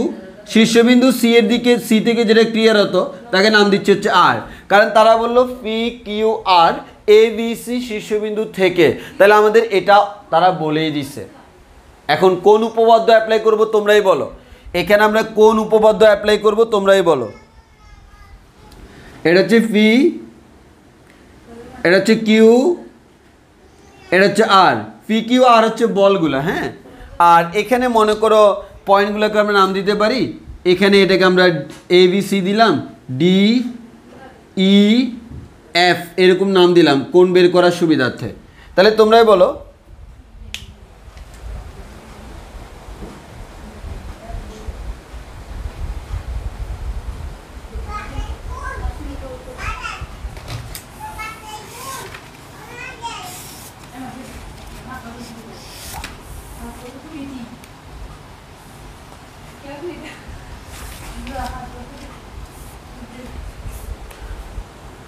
ফাইজে তাসমিয়া সেকেন্ডটা পরিকেন্দ্র না? পরিকেন্দ্র হচ্ছে কোনো একটা ত্রিভুজের যে কোনো একটা বাহুর লম্ব সমদ্বিখণ্ডক। এই লম্ব সমদ্বিখণ্ডক তিনটা আছে, ওই তিনটা যে বিন্দুতে কাজ করে সেটা হচ্ছে পরিকেন্দ্র। আর কোনো একটা কোণের সমদ্বিখণ্ডক যে বিন্দুতে ক্রিয়া করে সেটা হচ্ছে আমাদের অন্তঃকেন্দ্র। হ্যাঁ, তোমাকে আমি সবগুলো আলাদা আলাদা করে বুঝতে হবে। আর এখানে যেহেতু লম্বাভিমুখে ক্রিয়ারত কাজ করে, দ্যাট মিনস তুমি বুঝতেই পারতেছো এটা হচ্ছে লম্বকেন্দ্র। সবগুলো কিন্তু লম্ব, এগুলো কিন্তু লম্ব। আমার আঁকার মধ্যে একটু লম্ব মনে না হলো, অ্যাকচুয়ালি এগুলো হচ্ছে কি লম্ব। তাহলে এটাও লম্ব, এটাও লম্ব, এটাও লম্ব। এবার একটু খুব মনোযোগ দিয়ে খেয়াল করে দেখো, আমার কোন উপপাদ্য অ্যাপ্লাই করবো? লামির উপপাদ্য। কেন? কারণ তোমাকে বলছে লম্বাভিমুখী ক্রিয়ারত থেকে ভারসাম্য সৃষ্টি করে। তো ভারসাম্য সৃষ্টি করে মানে তারা সাম্যাবস্থায় আছে। কয়টা বল? তিনটা বল। কে কে? P Q R. তাহলে তিনটা বল মিলে ভারসাম্য সৃষ্টি করে মানেই হচ্ছে লামির উপপাদ্য। তাহলে আমরা এখান থেকে বলতে পারি ফি ডিভাইডেড বাই, এবারও লিখবো লামির উপপাদ্য থেকে পাই P divided by sine equals to Q divided by sine equals to R divided by sine. Sine কত আমরা একটু দেখি, একটু খেয়াল করো। ফি যখন নিব, ফি এর অপোজিট মান হচ্ছে ফি বাদে কে কে আছে, কিউ এবং আর। এই কিউ এবং আর এর মধ্যবর্তী কোণ কিন্তু এটা, এই মাঝখানের পয়েন্টটাকে নাম দিলাম মনে করো ও বিন্দু। তাহলে এই কোণটাকে আমি কি নাম দিব, ই ও এফ। এরপর দেখো কিউ, কিউ যখন নিব, কিউ বাদে কে কে আছে, ফি এবং আর। ফি এবং আর এর মধ্যবর্তী কোণটাকে আমরা বলতে পারবো এই যে এই কোণটা, ডি ও এফ। আর যখন নিব, আর এর অপোজিট কোণটা হচ্ছে আর বাদে কে কে আছে, ফি এবং কিউ। এই ফি এবং কিউ এর মধ্যবর্তী কোণ হচ্ছে এটা, এই কোণটা হচ্ছে ডি ও ই। এবার আসো আমার কাজ কি, একটু ভালো করে খেয়াল করি। আমার যে প্রমাণ বললো এই ফিটা কিন্তু সাইন এর সাথে রিলেটেড, মানে এখানে একটা সাইন এ আসার কথা, এখানে সাইন বি আসার কথা, এখানে সাইন সি আসার কথা, কিন্তু আমার তো আসে হচ্ছে ভাইয়া ই ও এফ। খুব মনোযোগ দিয়ে খেয়াল করো, আমার আসে হচ্ছে ই ও এফ, আমার লাগবে হচ্ছে ই ও এফ আসে, আমার লাগবে হচ্ছে এ কোণ। খুব মনোযোগ দিয়ে খেয়াল করো, আমার লাগবে হচ্ছে এ কোণ, আমার আসে হচ্ছে ই ও এফ। তাহলে একটু ভালো করে খেয়াল করো আমি কিভাবে সেটা করব। খেয়াল করো, যেহেতু এখান থেকে লম্ব টানলাম, এই কোণটা হচ্ছে এক সমকোণ, এখান থেকে লম্ব টানলাম, এই কোণটাও এক সমকোণ। তাহলে একটা চতুর্ভুজের চারটা বাহুর সমষ্টি কত, আমরা জানি 4 সমকোণ। তাহলে আমার এই দুইটা তো অলরেডি 2 সমকোণ হয়ে গেছে, বাকি দুইটা মিলে কত, 2 সমকোণ। এর মানে আমরা বলতে পারি ই ও এফ প্লাস এ সমান হচ্ছে 2 সমকোণ, মানে হচ্ছে কত, ফাই। তাহলে আমরা এখান থেকে বলতে পারি ই ও এফ সমান ফাই মাইনাস এ বলতে পারি। আগে বলো এটা বুঝছে কিনা, এটা বুঝছি কিনা বলো, এটা বুঝছি কিনা বলো। যে আমার এখানে কিন্তু আমি লম্ব টানছি, লম্বাভিমুখী, তাহলে এই রেখাগুলো কিন্তু বাহুর উপর লম্ব। তাহলে তুমি যদি এই চতুর্ভুজটা চিন্তা করো, এই কোণটা এক সমকোণ, এই কোণটা এক সমকোণ, 2 সমকোণ হয়ে গেছে। চতুর্ভুজের 4 কোণের সমষ্টি 4 সমকোণ, তার মধ্যে 2 সমকোণ চলে গেল, আর যে দুইটা কোণ আছে সেই দুইটা কোণ মিলে 2 সমকোণ বা 180 ডিগ্রি বা পাই। কার কার, ই ও এফ এবং এ। আর আমার কিন্তু সেটাই দরকার, ই ও এফ এর মানটা হচ্ছে ফাই মাইনাস এ। বলো আমরা এটা বুঝছি কিনা, এটা ক্লিয়ার কিনা বলো, এটা ক্লিয়ার কিনা বলো, এইটা ক্লিয়ার কিনা বলো। এটা হচ্ছে মোস্ট ইম্পর্টেন্ট আমাদের, এটা ক্লিয়ার কিনা যে আমি কিভাবে ই ও এফ এর মান ফাই মাইনাস এ পাইলাম, এটা আমাদের ক্লিয়ার কিনা। এটা ক্লিয়ার হলে ম্যাথ শেষ। প্রত্যেকটা ম্যাথের ক্ষেত্রে সেম, যে আমাদের সূত্রটা ইউজ করে দেন এটাকে আমি কনভার্ট করতে পারতেছি কিনা। আমার ই ও এফ আসতেছে, বাট আমার লাগবে এ বি সি। তাহলে ই ও এফটাকে আমি এতে কনভার্ট করলাম, তাহলে এটা হয়ে যাবে বিতে কনভার্ট, এটা হয়ে যাবে সিতে কনভার্ট। অন্তর্ভৌমিক এই কোনটা কেন দরকার, না তুমি প্রমাণ কেমনে পাবা? প্রমাণেই তো তোমারে বললো ফি কিউ আর সমান sign A sine B sine C প্রমাণ করতে, অথবা প্রমাণেই বললো তোমাকে ছোট হাতের এ ছোট হাতের বি ছোট হাতের সি আনতে বলছে। তো ছোট হাতের এ বি সি আনতে হলে তো বড় হাতের এ বি সি লাগবেই। তোমার এ বি সি কোন জানা ছাড়া তো তুমি আসলে এখানে আসতে পারতেছো না। তো তোমার তো এখানে এ বি সি কোন নাই, এ বি সিতে রূপান্তর করতে হবে। প্রত্যেকটা ম্যাথে সেম অবস্থা, যে এ বি সিতে রূপান্তর করতে হবে তোমাকে, কারণ প্রমাণিত তোমার এ বি সি চাইছে, হোক ছোট হাতের এ হোক বড় হাতের এ। বড় হাতের এ বি সিতে তুমি রূপান্তর করবা, যদি বড় হাতের এ বি সিই রেখে দিতে হয় রেখে দিবা, আর যদি ছোট হাতে রূপান্তর করতে হয় সূত্র একটু আগেই দেখাইছি। বলো এবার ক্লিয়ার কিনা, এবার ক্লিয়ার কিনা বলো। এখানে মোস্ট ইম্পর্টেন্ট হচ্ছে এটা, এই চতুর্ভুজের ক্ষেত্রে দুইটা হচ্ছে 2 সমকোণ, বাকি দুইটাও 2 সমকোণ, সেই বাকি দুইটাকে আমি নিয়ে আসলাম।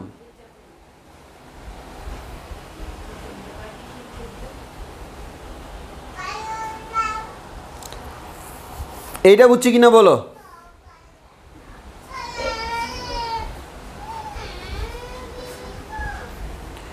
এইটা বুঝছি কিনা বলো।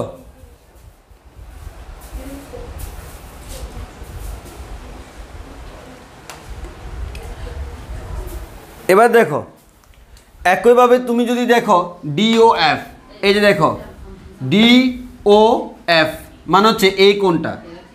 এবার যদি তুমি এই চতুর্ভুজটা চিন্তা করো তখন দেখো এই কোণটা এক সমকোণ, এই কোণটা এক সমকোণ, বাকি দুইটা মিলেও দুই সমকোণ হবে। একইভাবে অন্যটা। তো আমার কথা হচ্ছে এই ধরনের ম্যাথগুলোতে একটা করতে পারলে বাকিটা করার দরকার নেই। তুমি পরীক্ষায় কী লিখবে দেখো, AEOF চতুর্ভুজে AEOF চতুর্ভুজে চতুর্ভুজে চতুর্ভুজে AFO সমান AEO সমান এক সমকোণ। সুতরাং এই কোণ প্লাস এই কোণ সমান পাই, সুতরাং EOF সমান পাই মাইনাস এ। এটা লিখছো না ভাই? সত্যি কথা, প্রথমটা হচ্ছে এ এর মতো হলে পরেরটা বি এর মতো, পরেরটা সি এর মতো, কোনো টেনশন ছাড়া লিখে দিবা অনুরূপভাবে। এটাই নিয়ম, প্রত্যেকটা বের করা লাগবে না, একটা বের করে দেখাবা অনুরূপভাবে। অনুরূপভাবে EOF যেটা, এটা যদি পাই মাইনাস এ হয়, DOF যেটা এটা হবে পাই মাইনাস বি। এরপর হচ্ছে DOE যেটা এটা হবে পাই মাইনাস সি। বলো আমরা একটু বুঝছি কিনা? একটা বের করে দেখাবো, এরপর লিখে দিব অনুরূপভাবে। এটা যদি পাই মাইনাস এ হয়, পরেরটা পাই মাইনাস বি, পরেরটা পাই মাইনাস সি হবে। এটা পাই মাইনাস এ মানে এটা পাই মাইনাস বি, এটা পাই মাইনাস সি হবে। এটা বের করব। এটা বের করার পর মানগুলো এখন এখানে বসাবো। আগে বলো এটা বের করার এটা বুঝছি কিনা। এখানে মেইন কাজ এটাই যে এটা বের করা। এটা যারা বের করতে পারবে এরপরে তোমার আমার আগে তোমরা করে ফেলতে পারবা।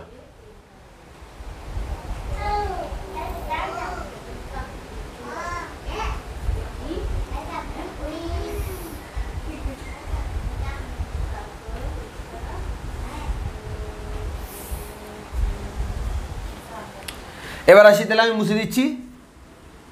এটা লেখার পরে দেইয়া এটাকে তুমি 1 নম্বর ইকুয়েশন দিবা, এরপর এটা লিখবা। এটা লেখার পর সুতরাং 1 নং হতে পাই, এই 1 নং হতে এটা পাইছি, এটার জায়গায় কি বসাবো? পি ডিভাইডেড বাই সাইন, এটার জায়গায় বসাবো পাই মাইনাস এ, এটার জায়গায় বসাবো সাইন পাই মাইনাস বি, এটার জায়গায় বসাবো সাইন পাই মাইনাস সি। তো বুঝতে পারতেছো কোয়াড্রেন্ট চেঞ্জ। কোয়াড্রেন্ট চেঞ্জ করলে এখানে পাবো P divided by sine A, Q divided by sine B, R divided by sine C. এটা যখন পাইছো, সুতরাং পি অনুপাত কিউ অনুপাত আর সমান সাইন এ অনুপাত সাইন বি অনুপাত সাইন সি। শেষ।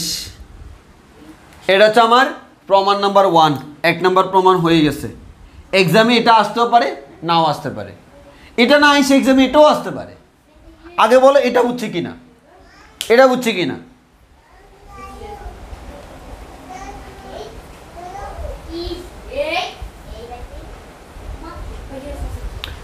তাহলে আমাদের প্রথম প্রমাণ শেষ, প্রথম প্রমাণটা শেষ। এক্সামে আমার প্রথমটা আসলো না, এক্সামে আসলো আমার সেকেন্ডটা। সেকেন্ডটা যদি আসে আমি কি করব? সিম্পল, কোনো ঝামেলা নেই। দেখো এই প্রমাণে যেটা চাচ্ছে, বড় হাতের এ বড় হাতের বি বড় হাতের সি চাচ্ছে না, সারা ছোট হাতের এ বি সি চাচ্ছে। কিন্তু তোমার হাতে আছে সাইন এ, বাট ওই জায়গায় তোমার লাগবে ছোট হাতের এ। সাইন এ এবং এর সাথে রিলেশন কি আমরা জানি? সাইন এ সমান এ ডিভাইডেড বাই টোয়াইজ আর। আমরা জানি সাইন বি সমান বি ডিভাইডেড বাই টোয়াইজ আর। আমরা জানি সাইন সি সমান সি ডিভাইড বাই টোয়াইজ আর। আর আমরা জানি আমাদের ইকুয়ালের ক্ষেত্রে একজাতীয় রাশিগুলো বাদ পড়ে যায়। এর মানে twice R twice R twice R কাটাকাটি, কাটাকাটি করলে কি থাকবে? P divided by A equals to Q divide by B equals to R divide by C. এখান থেকে বলতে পারবো পি অনুপাত কিউ অনুপাত আর সমান এ অনুপাত বি অনুপাত C, and this is our answer. বলো বুঝছি কিনা, বুঝছি কিনা বলো।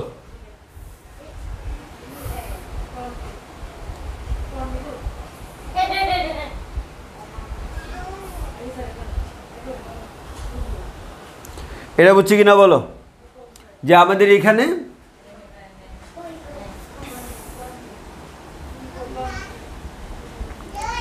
এই জিনিসটা আমরা পারবো কিনা। এটা হচ্ছে আমাদের কিসের ম্যাথ করলাম, লম্বকেন্দ্রের ম্যাথ করা শেষ। তাহলে লম্বকেন্দ্রের এই অধ্যায়ে আর কোনো ম্যাথ নাই, এই যে এই দুইটা ম্যাথই, দুইটা না আসলে একটা ম্যাথ, প্রত্যেকটার ক্ষেত্রে একটা ম্যাথ, তিনটার জন্য তিনটা ম্যাথ, তবে প্রমাণটা ভিন্ন ভিন্নভাবে আসতে পারে। প্রমাণ পরীক্ষায় এটা আসলে ম্যাথ এখানেই শেষ, আর এটা আসলে আমাকে এক্সট্রা অংশ করতে হবে। এই একটাই ম্যাথ লম্বকেন্দ্র, হ্যাঁ লম্বকেন্দ্র দিয়ে আসলে একটাই ম্যাথ। এবার তোমাকে আরও দুইটা ম্যাথ আসতে পারে, একটা হচ্ছে পরিকেন্দ্র দিয়ে আর একটা হচ্ছে অন্তকেন্দ্র দিয়ে।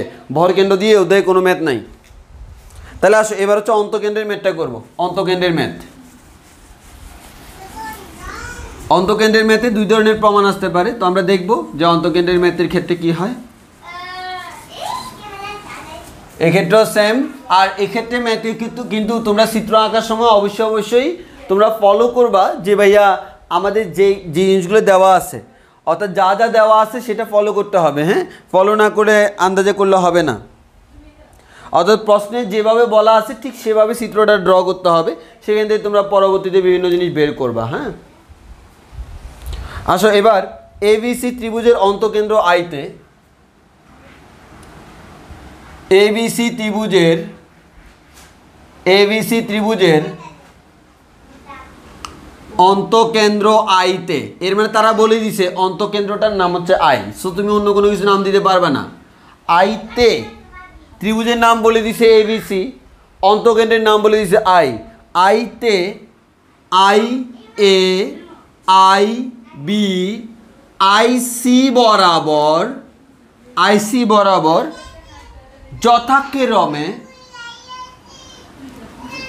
যথাক্রমে ফি কিউ আর বল তিনটি ক্রিয়ারত থেকে, ফি কিউ আর বল তিনটি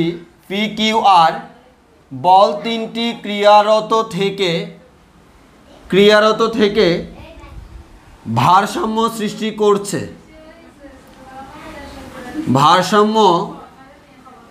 ভারসাম্য সৃষ্টি করছে। এবার বলা হলো প্রমাণ করো যে ফি অনুপাত কিউ অনুপাত R equals to cos A by two অনুপাত কস বি বাই টু অনুপাত কস সি বাই টু।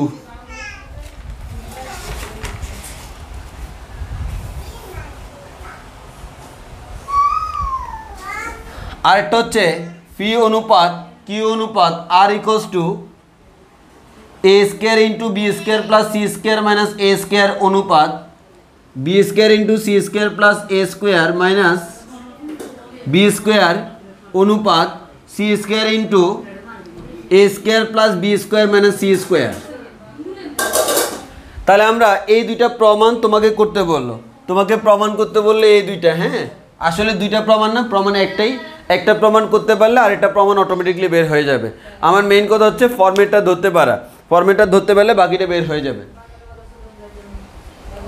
এবার আসো সৌরভ মিত্র, এখানে টয়েজার তিনটে কেমনে কাটা গেছে, আরে আল্লাহ।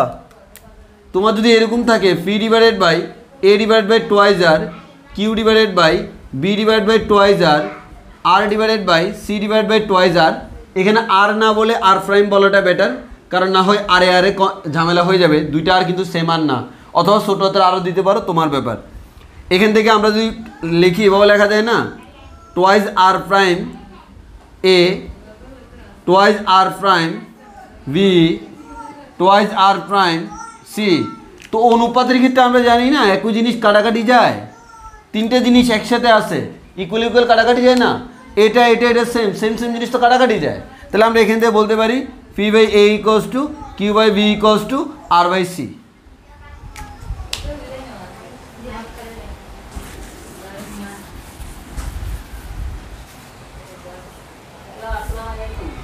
সৌরভ মিত্র বুঝছো কিনা বলো?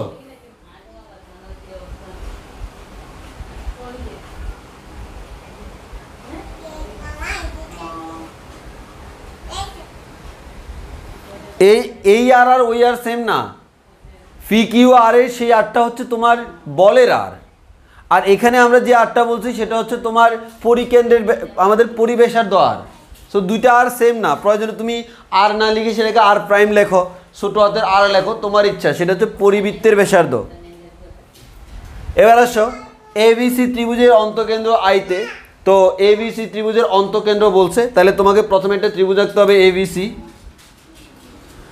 এখানে চিত্র আঁকাটা হচ্ছে মেইন, চিত্র মাস্ট আঁকতে হবে, কারণ চিত্র ছাড়া তুমি এই ধরনের ম্যাথ তো ভুলেও করতে পারবে না। তাহলে নাম দিলা এ বি সি। এবিসি ত্রিভুজের অন্তকেন্দ্র আই। অন্তকেন্দ্র মানে কি? কোণেরটা ত্রিভুজের কোণের সমদ্বিখণ্ডক। এই কোণটাকে সমান দুই ভাগে ভাগ করতেছি, ভালো করে খেয়াল করো।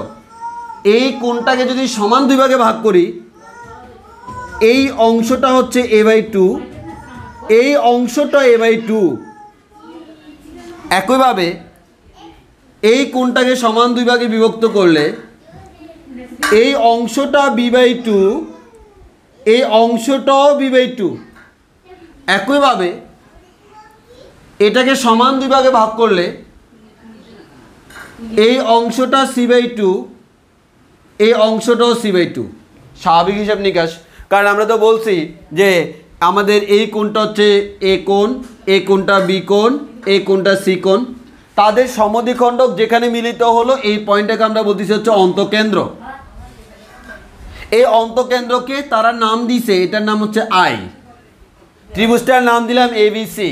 যেহেতু সমান দুই ভাগে ভাগ করছি, এটা a/2, এটা a/2, এটা b/2, এটা b/2, এটা c/2, এটা c/2, কারণ এই কোণটা দুই ভাগে বিভক্ত, বি কোণটা দুই ভাগে বিভক্ত, সি কোণটা দুই ভাগে বিভক্ত। এবার একটু খেয়াল করে দেখো, তোমাকে বলা হলো এবিসি ত্রিভুজের অন্তকেন্দ্র আইতে আই এ, এই যে দেখো I A, I B, I C বরাবর, আই এ বরাবর, আই বি বরাবর, আই সি বরাবর তিনটা বল কাজ করতেছে কে? P Q R. এই বরাবর কাজ করে পি, এই বরাবর কাজ করে কিউ, এই বরাবর কাজ করে আর। এই তিনটা কাজ করে সাম্যাবস্থা সৃষ্টি করে, তাহলে বলা হলো ভারসাম্য সৃষ্টি করে। তাহলে কার উপপাদ্য করব? লামির উপপাদ্য করব। কার উপপাদ্য করব? লামির উপপাদ্য করব। এবার আসো, তাহলে একটু খেয়াল করে দেখি এতটুকু আমরা বুঝছি কিনা বলি। এতটুকু আমরা বুঝছি কিনা? এতটুকু আমরা বুঝছি কিনা?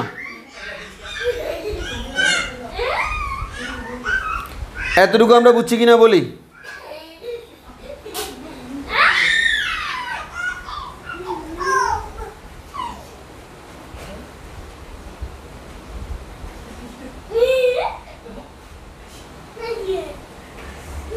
একটু বুঝছি কিনা বলি। তোমাকে প্রশ্নের মধ্যে বলে দিছে অন্তকেন্দ্র, তাহলে অন্তকেন্দ্র মানে যে কোনো একটা কোণের সমদ্বিখণ্ডক। হ্যাঁ, এরকম তিনটা সমদ্বিখণ্ডক যেখানে মিলিত হবে। আর সমদ্বিখণ্ডিত করছে মানে হচ্ছে কোণটা দুই ভাগে বিভক্ত হয়ে গেছে। পুরা কোণটা যদি এ হয়, এক পাশে a/2, আরেক পাশে a/2, এক পাশে b/2, আরেক পাশে b/2, এক পাশে c/2, আরেক পাশে c/2। এটা হচ্ছে অন্তকেন্দ্র আই। আই থেকে এ বরাবর পি, বি বরাবর কিউ, সি বরাবর আর। পি কিউ আর তিনটা বল মিলে সাম্যাবস্থা সৃষ্টি করে। একবারে সিম্পল হিসাব নিকাশ। এখন তোমার যেহেতু তিনটা বল এবং ভারসাম্য সৃষ্টি করছে, দ্যাট মিনস এটা হচ্ছে লামির উপপাদ্য। তাহলে আমরা এখান থেকে বলতে পারি P divided by sine equals to Q divided by sine, এখানে প্রমাণটাতে P square Q square R square হবে, equals to R divided by sine. তো ফি যখন নিব, ফি এর অপোজিট কোণ, এই ফি এর অপোজিট কোণ হচ্ছে এই কোণটা, এই কোণটা হচ্ছে ভি আই সি, BIC। আমি যখন কিউ এর অপোজিট নিব তখন হচ্ছে এই কোণটা, এই কোণটার নাম হচ্ছে AIC। আমি যখন আর নিব তার অপোজিট কোণটা হচ্ছে এই কোণটা, এই কোণটা হচ্ছে AIV। এবার দেখো, এখন আমার কথা হচ্ছে ভাইয়া, প্রমাণ যেটা আমাকে বললো, প্রমাণে তো আমার ABC আছে, তাহলে আমার নিশ্চয়ই কোনগুলোকে ABC রূপান্তর করতে হবে। আসো আমার এখানে, এখানে যদি আসি, প্রথমত আসি BIC। এই BIC এটাকে সামহাও এ আকারের কিছু একটাতে নিতে হবে। তো নিব, আমি দেখি BIC কোনটা। ভাইয়া BIC হচ্ছে এই কোনটা। আচ্ছা, একটু মনোযোগ দিয়ে খেয়াল করে দেখো তো, এখানে আমি যদি এই ট্রায়াঙ্গেলটা চিন্তা করি, এই যে নিচের দিকের এই ট্রায়াঙ্গেলটা যদি চিন্তা করি, তাহলে এই ট্রায়াঙ্গেলে বিআইসি আছে, বিআইসি প্লাস এই ট্রায়াঙ্গেলে আরেকটা কোণ হচ্ছে বি/2 প্লাস এই ট্রায়াঙ্গেলে আরেকটা কোণ হচ্ছে সি/2। এই তিনটাকে যোগ করলে সেটা পাই হবে। কেন? ত্রিভুজের তিন কোণের সমষ্টি 180 ডিগ্রি, তাহলে এই তিনটাকে যোগ করলে পাই বের হবে। এখন তোমার আছে কি বিআইসি, তাহলে আমি জানি তিন কোণের সমষ্টি 180, এই বিআইসি কোণ, বি/2 কোণ, সি/2 কোণ, এই তিনটাকে যোগ করলে পাই হয়। তোমার লাগবে কার মান? বিআইসি এর মান। তাহলে আসো, বিআইসি ইকুয়ালস টু বলতে পারি পাই মাইনাস বি/2 প্লাস সি/2। এবার দেখো এখান থেকে যদি আমরা এভাবে লিখি, BIC equals to pi minus লসাগু নিলে উপরে আসে বি প্লাস সি। এবার দেখো বি প্লাস সি মানে কি, তোমার তো লাগবে এ। আমরা কিন্তু জানি এটা যেহেতু এবিসি ত্রিভুজ, এবিসি পুরোটা একটা ত্রিভুজ, সেক্ষেত্রে আমরা বলতে পারি এ প্লাস বি প্লাস সি সমান হচ্ছে পাই। তাহলে বি প্লাস সি এর মান কত হবে ভাইয়া? বি প্লাস সি এর মান হবে পাই মাইনাস এ। তাহলে আমরা এখান থেকে বি প্লাস সি যেটা, তার জায়গায় বসাতে পারো পাই মাইনাস এ। বিআইসি সমান পাই মাইনাস এ ডিভাইডেড বাই 2। এবার আমরা এখানে লিখতে পারি পাই মাইনাস 5/2 মাইনাসে মাইনাসে প্লাস a/2। এবার দেখো পাই থেকে 5/2 গেলে অ্যাকচুয়ালি যেটা হয় তার নাম হচ্ছে 5/2 প্লাস a/2। তাহলে আমি যে জিনিসটা দেখলাম, আমার যে বিআইসি কোণ, তার জায়গায় আমি 5/2 প্লাস a/2 লিখতে পারি। বিআইসি কোণ, তার জায়গায় আমি 5/2 প্লাস a/2 লিখতে পারি। বিআইসি কোণ যেটা, তার জায়গায় আমরা 5/2 প্লাস a/2 লিখতে পারি। কিন্তু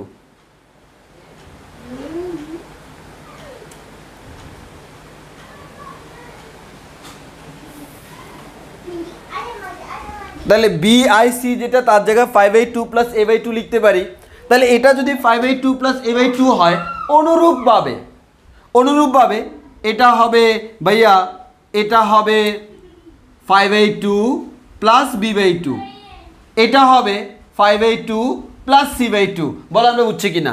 এবার তুমি প্রমাণের দিকে তাকাই দেখো, তোমার কিন্তু এবিসি নেই, a/2 b/2 c/2 আছে, সেটা অটোমেটিক মিলে যাবে, সেটা নিয়ে তোমার মাথা ব্যথা নাই। তোমার প্রমাণ যেটা, সেটা অটোমেটিক মিলবে, আমি গ্যারান্টি দিচ্ছি। কারণ তোমার এখানে ফিক্সড, কোনটা দিলে আনসার কি আসবে সেটা ফিক্সড। একটু ক্লিয়ার কিনা বলো, যে কিভাবে আমি 5/2 প্লাস a/2 পাইলাম। তাহলে আমার দরকার কোন কোন? বিআইসি কোণ। এই বিআইসি কোণটা কার সাথে রিলেটেড? b/2 c/2 এর সাথে। এই ত্রিভুজের তিন কোণের সমষ্টি 180, তিনটাকে যোগ করলে 180, সেখান থেকে আমি বিআইসি কোণের মানটা বের করব। এখানে লসাগু নিলাম 2, বি প্লাস সি এর জায়গায় বসালাম পাই মাইনাস এ। কীভাবে? আমরা জানি ত্রিভুজের তিন কোণের সমষ্টি 180 ডিগ্রি, এ প্লাস বি প্লাস সি সমান হচ্ছে পাই। তাহলে আমরা বলতে পারবো বি প্লাস সি সমান পাই মাইনাস এ। তাহলে আমরা যদি বসানোর পর পেয়ে যাব পাই মাইনাস 5/2 প্লাস a/2। এখান থেকে 5 মাইনাস 5/2 মানে হচ্ছে 5/2 প্লাস a/2। তাহলে আমি বিআইসি এর মানে পেলাম 5/2 প্লাস a/2, বাকি দুইটার মান পাবো 5/2 প্লাস b/2, 5/2 প্লাস c/2। একটু ক্লিয়ার কিনা বলো, এতটুকু ক্লিয়ার কিনা?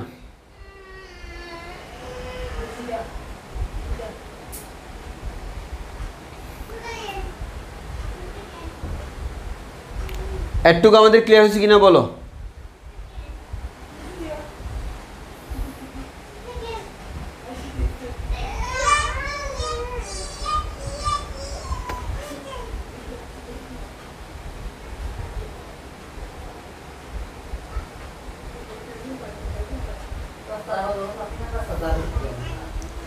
এতটুকু ক্লিয়ার কিনা বলো, কুইক, যে আমরা একটু বুঝছি কিনা, বলো। এবার তাহলে যে সিম্পল, যে আমি দেখতেই পাচ্ছি প্রত্যেকটা ম্যাথে সেম, যে আমার এখানে কনসেপ্টটা বুঝলে বাকিটা ইজিলি মিলে যায়। তো আমি মানগুলো এখন বসাই দিব। তাহলে আমরা প্রথমে এই কাজটা করে এটাকে ইকুয়েশন নাম্বার 1 দিলাম, দেন এক হতে পাই, এক হতে কী পাই সেটা আমি এখন এখানে লিখতেছি।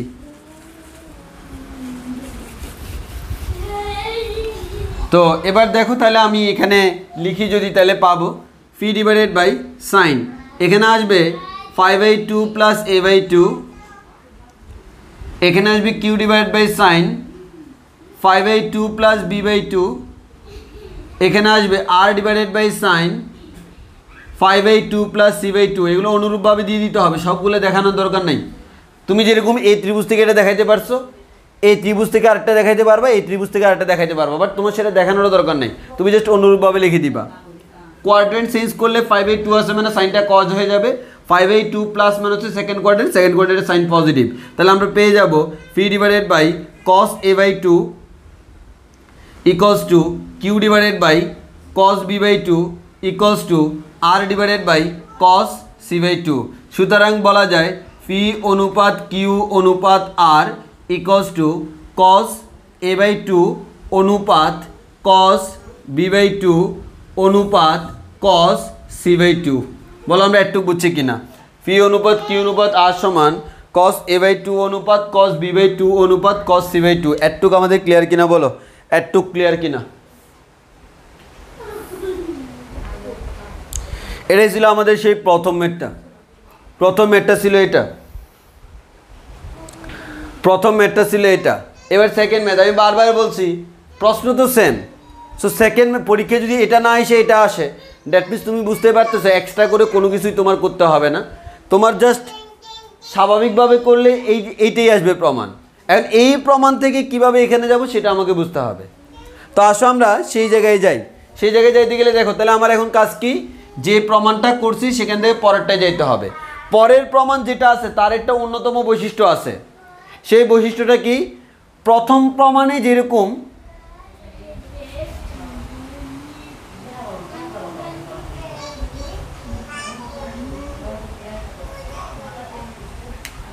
এই সরি আমাদের এখানে যেটা আছে এটা কিন্তু এখান থেকে আসবে না, এটা আমি পরিকেন্দ্রের প্রশ্নটা লিখে ফেলছি ভুলে। এটা আমরা অন্তকেন্দ্র না করতেছিলাম, অন্তকেন্দ্র, অন্তকেন্দ্রের জন্য আসবে যে P square Q square R square সমান, আমি প্রশ্নটা ঠিক করে দিই, A into B plus C minus A অনুপাত B into C plus A minus B অনুপাত C into A plus B minus C.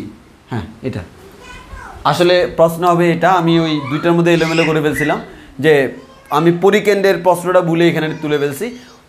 যেটা থাকার কথাটা পরিকেন্দ্র দিয়ে আসবে, সেটা মনে হয় আজকে আর করানো যাবে না, টাইম নেই, আমরা আগামী ক্লাসে করাবো। তো সেটা পরিকেন্দ্র দিয়ে, সেটা এটা দিয়ে না, অন্তকেন্দ্র দিয়ে প্রমাণ আসবে এটা। তো তাহলে এখানে একটা স্পেশাল ক্যারেক্টারিস্টিক্স দেখো, সেখানে হচ্ছে P square Q square R square.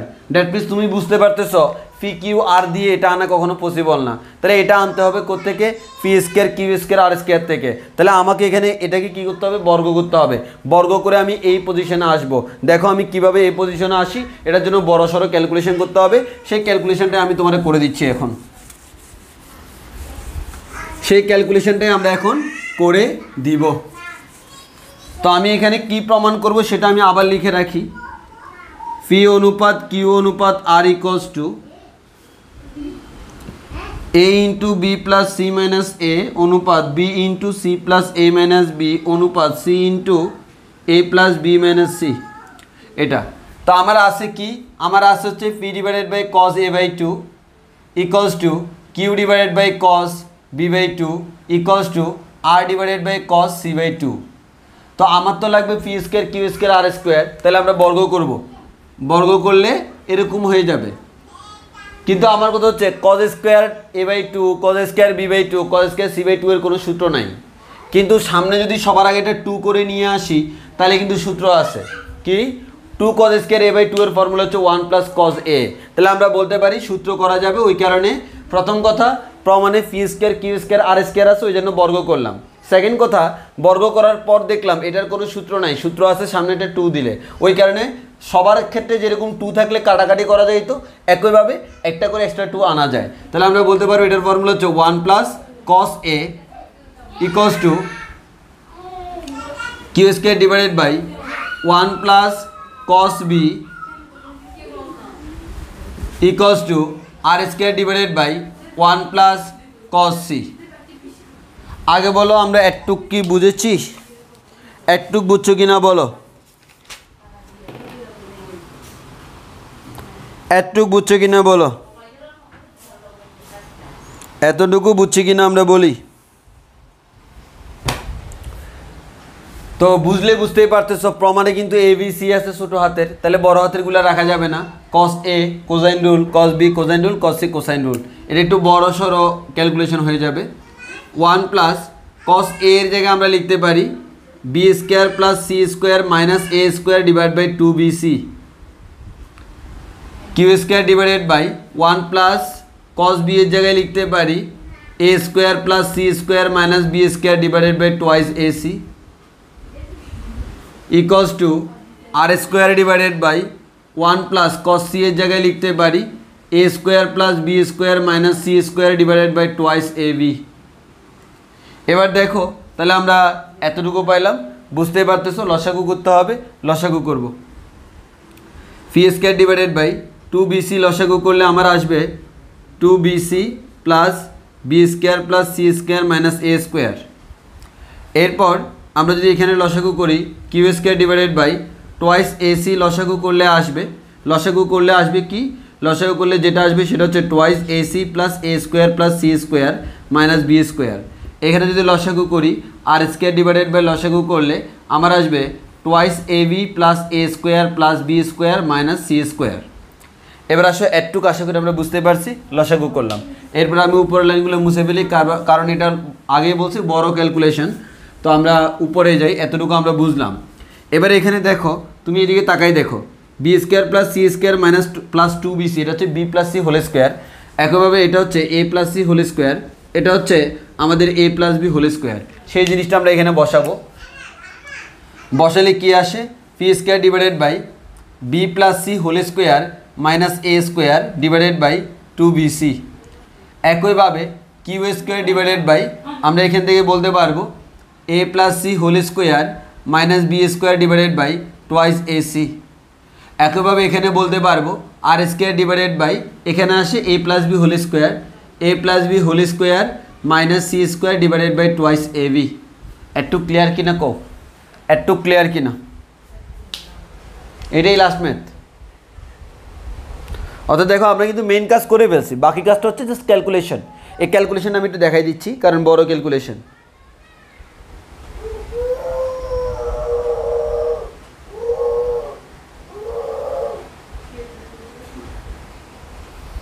Clear কিনা? ওকে, যদি না বুঝার খুব একটা কারণ নাই, তাহলে আমরা এটা মুছে ফেলি। এবার দেখো তাহলে এখানে এ স্কোয়ার মাইনাস বি স্কোয়ারের ফর্মুলা হয় A plus B into A minus B. তাহলে আমরা এখানে বলতে পারবো P square divided by A plus B মানে হচ্ছে একসাথে লিখে ফেললাম A plus B plus C into A minus B মানে B plus C minus A divided by 2bc। একইভাবে Q square divided by A plus B মানে হচ্ছে A plus B plus C into A plus C minus B, মানে এক কথা A plus B into A minus B এর formula করলাম। R square divided by A plus B plus C একসাথে লিখে ফেললাম আর A plus B minus C divided by twice A B. এবার দেখো A plus B plus C, A plus B plus C, A plus B plus C both are same, then আমরা বাকিটা লিখে ফেলতে পারি। তো বাকিটা লিখে ফেললে এরকম হয় P square divided by B plus C minus A divided by 2bc equals to Q square divided by a plus c minus b divided by 2ac equals to r square divided by a plus b minus c divided by twice ab। এবার দেখো আমাদের এখানে প্রমাণের দিকে একটু তাকাই দেখো, ফি স্কোয়ারের সাথে b plus c minus a চলে আসছে, কিউ স্কোয়ারের রেসপেক্টে c plus a minus b চলে আসছে, আর স্কোয়ারের রেসপেক্টে a plus b minus c চলে আসছে, কিন্তু পাশে একটা করে এ বি সি আছে। আসলে দেখো এখানে বিসি আছে নাই কে এ, যেহেতু এ নাই আমি উপরে নিচে একটা করে এ গুণ দিলে এখানে একটা এ আসবে, এখানে এ আছে সি আছে নাই কে বি, উপরে নিচে একটা করে বি গুণ দিলে এখানে বি আসবে, এখানে এ বি আছে নাই কে সি, উপরে নিচে একটা করে সি গুণ দেওয়া যায়। দেখো না অ্যাকচুয়ালি 2abc 2abc 2abc, তাহলে তিনোটা যেহেতু সেম 2abc 2abc 2abc চলে যাবে। তাহলে সুতরাং আমরা এখান থেকে বলতে পারবো P square divided by A into B plus C minus A equals to Q square divided by B into A plus C minus B equals to R square divide by C into A plus B minus C. সুতরাং আমরা বলতে পারবো P square অনুপাত Q square অনুপাত R square সমান A into B plus C minus A অনুপাত B into A plus C minus B অনুপাত C into A plus B minus C. শেষ। এটা হচ্ছে আমার প্রমাণ। বলো বুঝছি কি না? অর্থাৎ জাস্ট আমাদের প্রমাণ একটাই, সেই প্রমাণটাকে একটু ইলাবোরেটলি তোমাকে নতুন প্রমাণে আসতে হয় আর কি। আমরা সেটাই আসলাম, একটু করলে আমাদের শেষ। আর পরিকেন্দ্রের যে ম্যাথ আছে তোমাদের সেটা হোমওয়ার্ক থাকলো, তোমরা বাসায় ট্রাই করবা। তোমাদের হোমওয়ার্ক থাকবে হচ্ছে অক্ষপত্র প্রকাশনীর বইয়ের 8B এর তোমার 2 নম্বরের ম্যাথগুলা, এগুলো হচ্ছে পরিকেন্দ্র বা এই যে লামির আরও কিছু ম্যাথ, আর বাকিগুলো আমরা আগামী ক্লাসে করাবো।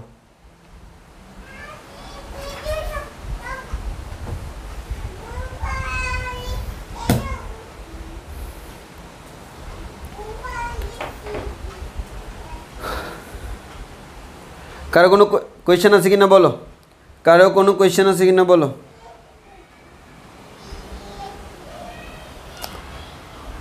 কারো কোনো কোয়েশ্চেন আছে কিনা বলো, না হয় আমরা শেষ করে দিচ্ছি।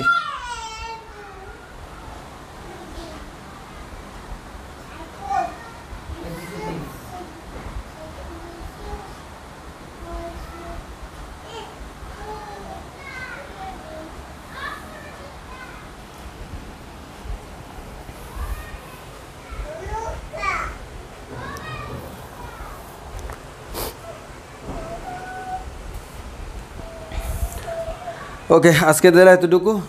সবাই ভালো থেকো, সুস্থ থেকো। আল্লাহ হাফিজ।